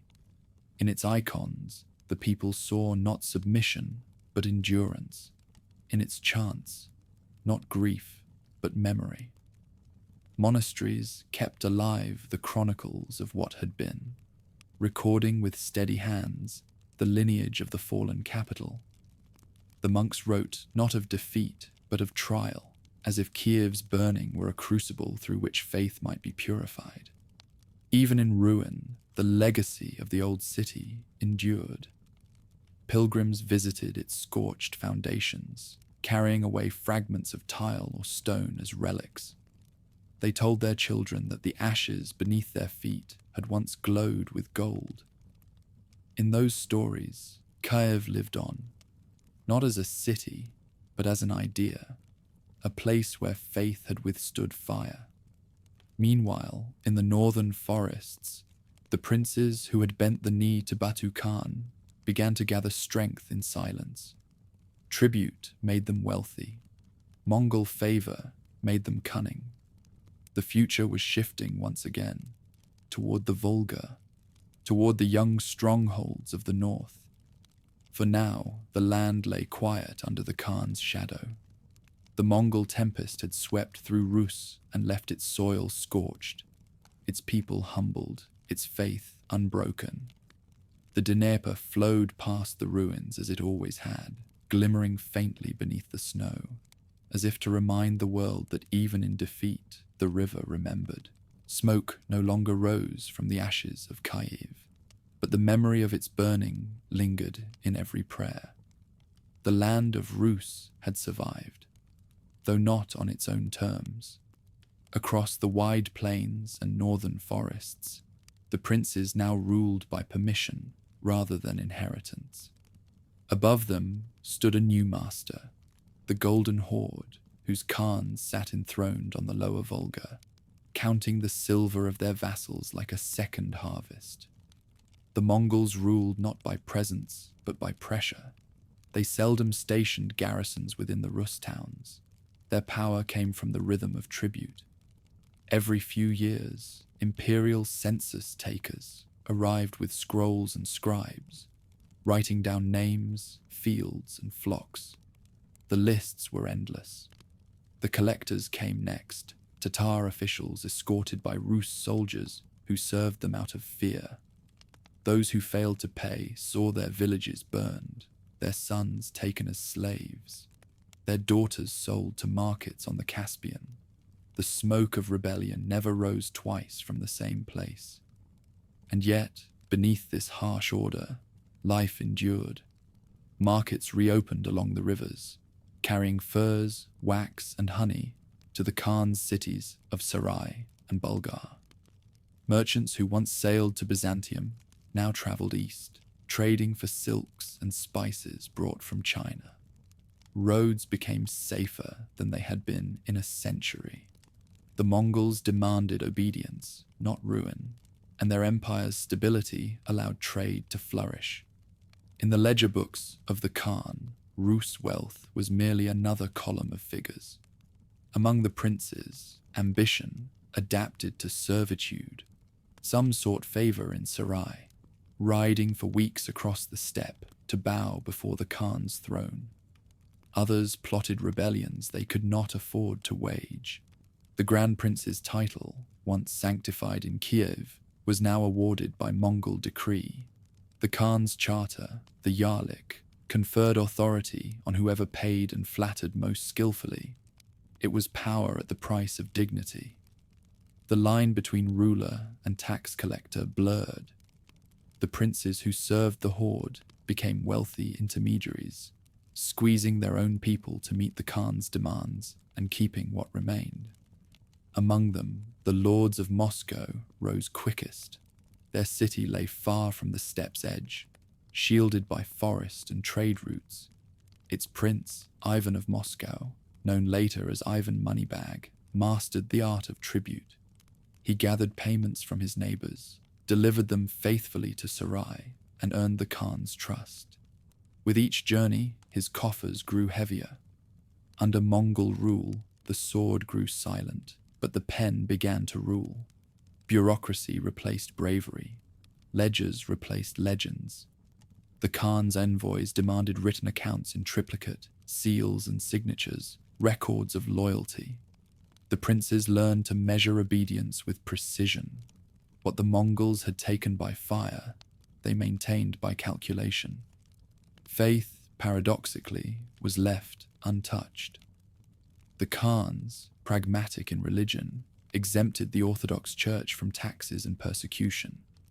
Bishops and abbots prayed for the Khan's health alongside their own princes.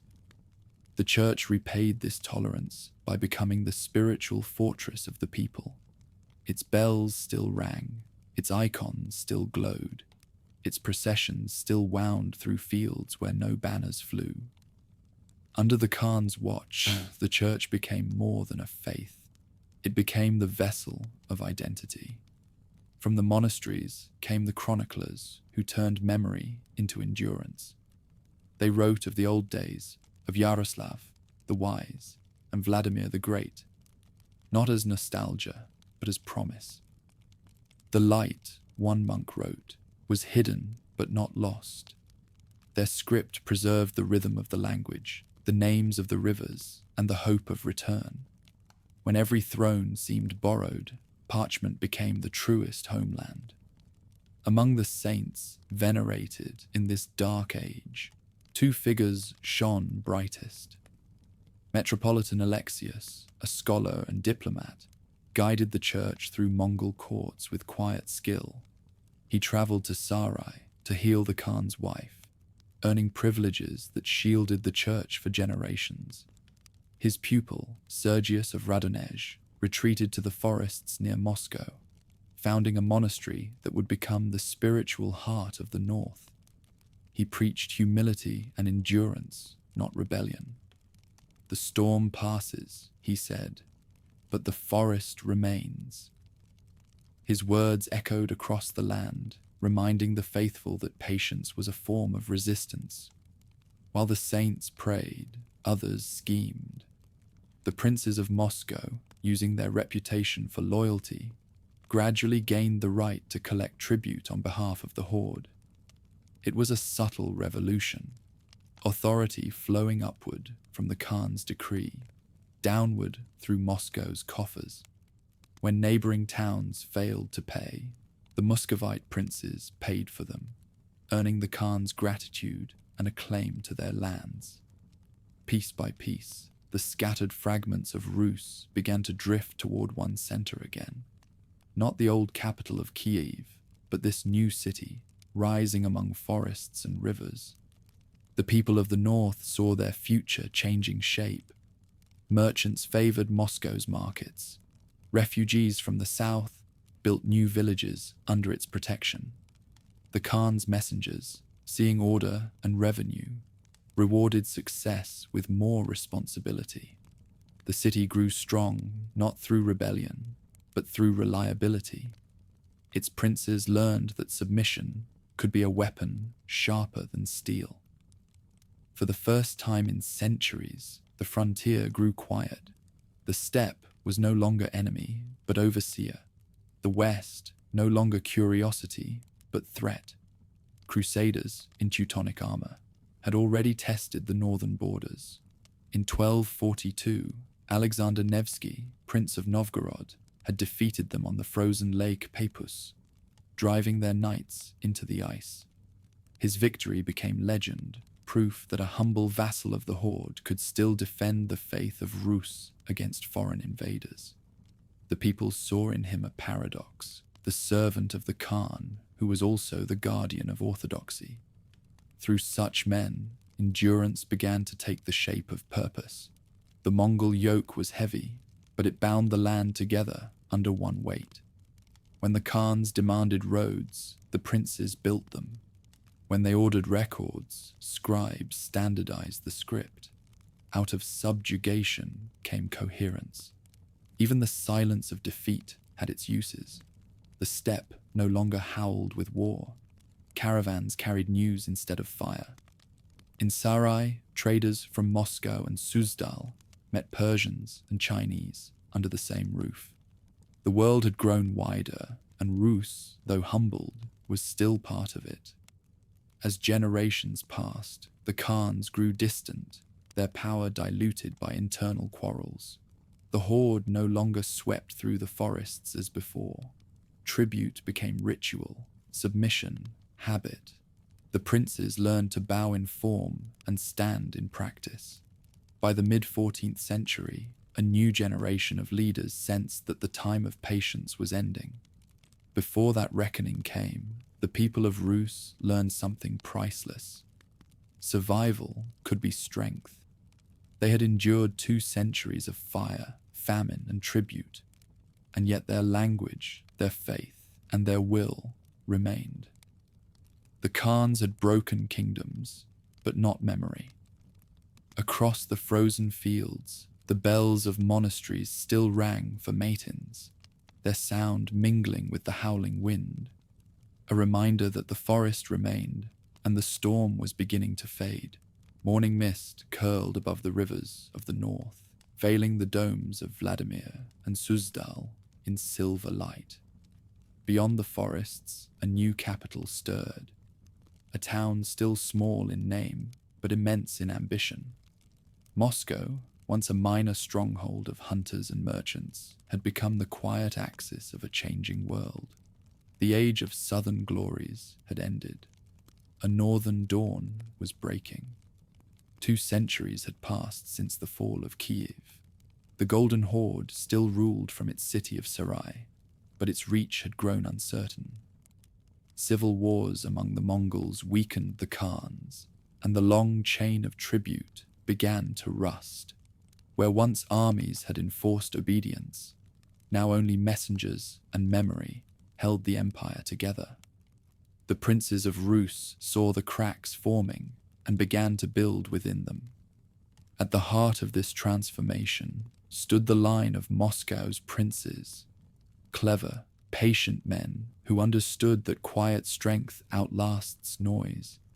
Their power rested not on conquest, but on service. When other lords rebelled or delayed payment, the Muscovites delivered every coin. When neighboring towns quarreled, Moscow offered mediation and demanded gratitude in land. Each act of loyalty was a purchase, each year of obedience an investment. Ivan I, known to the chroniclers as Kalita, the money bag, embodied this strategy. Appointed chief tax collector of the Horde, he gathered tribute from every corner of Rus. Part he sent to Sarai, part he kept to build stone walls and gilded churches.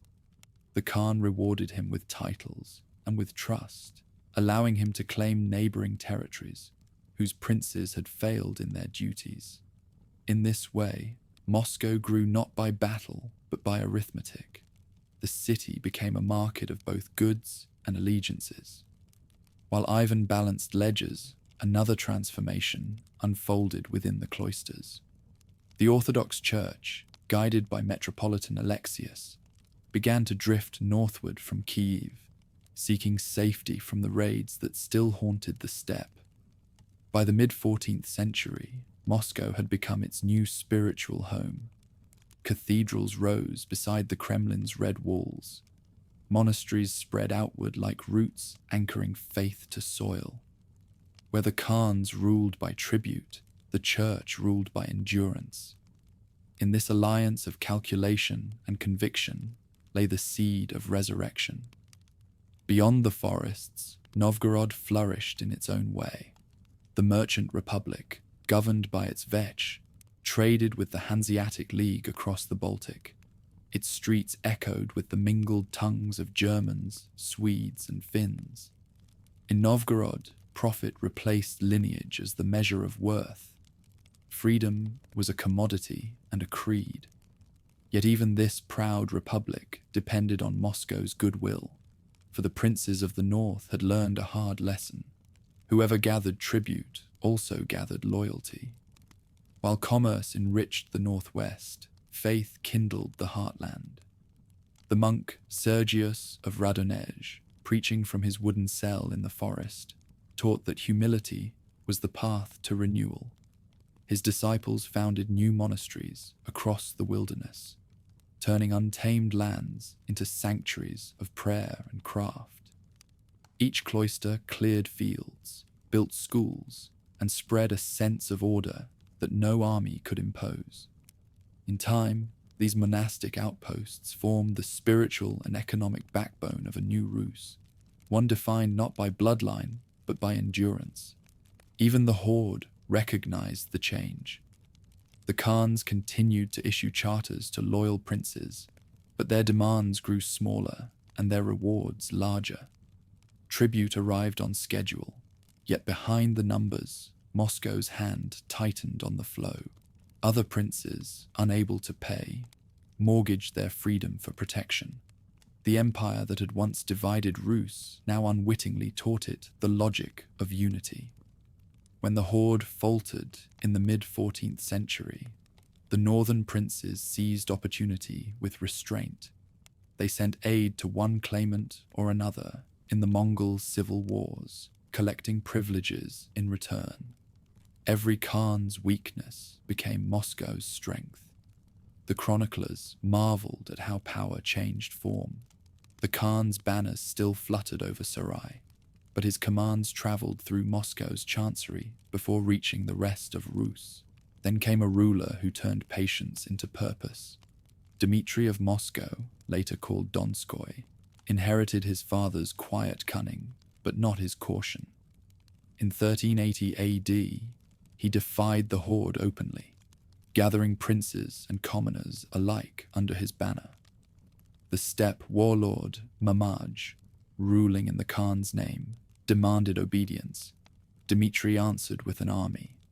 They met on the Kulikovo field, a plain beside the Don River, where mist rose thick as breath. The battle that followed was more than a clash of armies. It was a reckoning of centuries. The Horde's cavalry struck first, their arrows hissing through the dawn. Rus infantry held the line, shields locked, spears braced in silence. At midday, the hidden regiment under Prince Vladimir Serpukov charged from the woods, falling upon Mamaj's flank. By sunset, the steppe riders were in flight, their banners trampled into the mud. Dmitry stood bloodied but unbroken, his armor dented, his face blackened with smoke. He knelt on the field and gave thanks to God. The chroniclers called him Donskoy, of the Don, in honor of that victory. Though the Mongols would return 2 years later to burn Moscow in revenge, their aura of invincibility was gone. A spark had been lit in the heart of Rus, the belief that the yoke could be broken. The princes of the north began to see themselves not as vassals, but as heirs to the legacy of Vladimir and Yaroslav. After Kulikovo, Moscow rose faster than ever. Its walls were rebuilt in white stone, its churches multiplied. Artists and scribes flooded in from conquered towns, carrying the memory of Kyiv's lost grandeur. Within the Kremlin, the icons of Andrei Rublev glowed with a tenderness unknown in the war-torn centuries before. The city became both sword and sanctuary, the protector of the faith and the heir of the First Realm. In contrast, Novgorod faced decline. Its independence, once a source of pride, became a liability in an age demanding unity. The merchants feared Moscow's growing shadow, but could not match its cohesion. When foreign threats loomed, Swedes, Lithuanians, Teutonic knights, they found that markets could not muster armies. Freedom without protection was costly, protection without submission impossible. By the century's end, Moscow's princes collected tribute not for the Khan, but for themselves. The balance had inverted. The Horde, fractured and weary, issued charters acknowledging what had already become fact. The Prince of Moscow was the Grand Prince of all Rus. In the villages, peasants no longer spoke of Sarai or the Khan. They spoke instead of the White Tsar, who ruled from the forest city and who, they believed, would restore the realm's dignity. The myth was forming even before the title existed. Through patience, piety, and calculation, the North had turned subjugation into preparation. The Mongols had taught Rus the language of order. The Church had given it a soul. Now, beneath the cold light of the northern sky, the fragments began to fuse once more. What had been a realm of scattered princes was becoming a nation of silent purpose. The rivers that once carried tribute to Sarai now flowed toward a single city rising above the pines, a city whose princes dreamed not of serving, but of ruling. Twilight settled over the ruins of Kyiv, and the Dnieper carried the evening light away as it had carried empires. The city still stood, its hills crowned with churches rebuilt from ashes, but its voice was quieter now, half prayer, half remembrance. Where once armies had gathered beneath its gates, monks now copied the words of the dead. The age of princes was fading, but the idea of Rus endured, echoing across lands no longer bound by one crown. Far to the north, Moscow had become the new sun, around which the others revolved. Its princes spoke of liberation from the Golden Horde, yet their discipline was the Horde's own. Order, taxation, obedience. The first of them to break the chain was Ivan III, who refused to pay tribute in 1480 AD. The Khan's armies advanced to the Ugra River, expecting another submission. Instead, the two forces faced each other for weeks across the frozen water, neither daring to cross. Then, without battle, the Mongols withdrew. Chroniclers called it the Great Stand on the Ugra, a victory of will, not weapons. Rus had outlasted its conquerors. Ivan's triumph marked more than independence. It announced a rebirth. His court began to style him not merely prince, but Tsar, the successor of emperors. In his marriage to Sophia Palaiologina, niece of the last Byzantine ruler, he found both legitimacy and symbol. The double-headed eagle of Byzantium became the new emblem of his realm, one head facing east, the other west. The Orthodox Church, declaring Moscow the Third Rome, proclaimed that the first two had fallen, ancient Rome to heresy, Constantinople to the Turks, and that the mantle of true faith now rested in the forests of the north. While Moscow rose, the lands of the old capital found new masters. The Grand Duchy of Lithuania, expanding from the western forests, absorbed the principalities of Volhynia, Polotsk, and much of the Dnieper Valley. Unlike the conquerors before them, the Lithuanians ruled with restraint. They adopted the local tongue for administration, respected Orthodox rites, and allowed Rus law to continue. For a century, their governance offered something rare in those lands: peace. To the south and west, Poland pressed closer, binding Lithuania through dynastic unions and introducing Latin clergy and Western custom. In the towns of Halish and Lviv, merchants spoke Polish, German, and Ruthenian in the same breath. The frontier between east and west blurred, creating a borderland of languages, faiths, and loyalties. Over time, these minglings would yield new peoples: Ukrainians, Belarusians, and others, who claimed descent from the first Rus, yet followed different paths. Kyiv, caught between these powers, lived on as both city and symbol. Under Lithuanian protection, it revived modestly. Craftsmen repaired the Cathedral of St. Sophia. Schools reopened under the guidance of local clergy. Pilgrims returned, tracing their fingers over the cracked mosaics of Vladimir's age. The city no longer commanded the land, but it guided its memory. Every chronicle copied in its monasteries began the same way. Here begins the tale of the land of Rus. memory proved stronger than walls.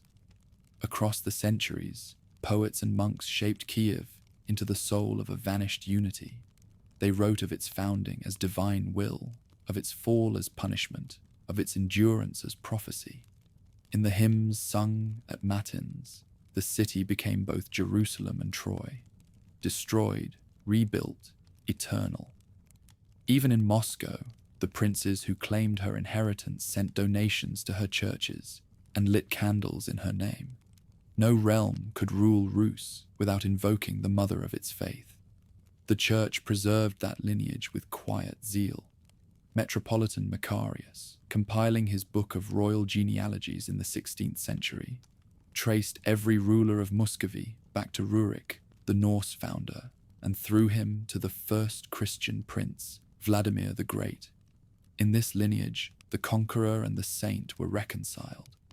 The sword and the cross had finally become one symbol. Yet memory was not mere nostalgia. It carried transformation. As Kyiv's legacy spread through chronicles and liturgies, each region reshaped it to its own likeness. In Moscow, the tale of baptism became the charter of empire, proof that God had chosen the northern heirs.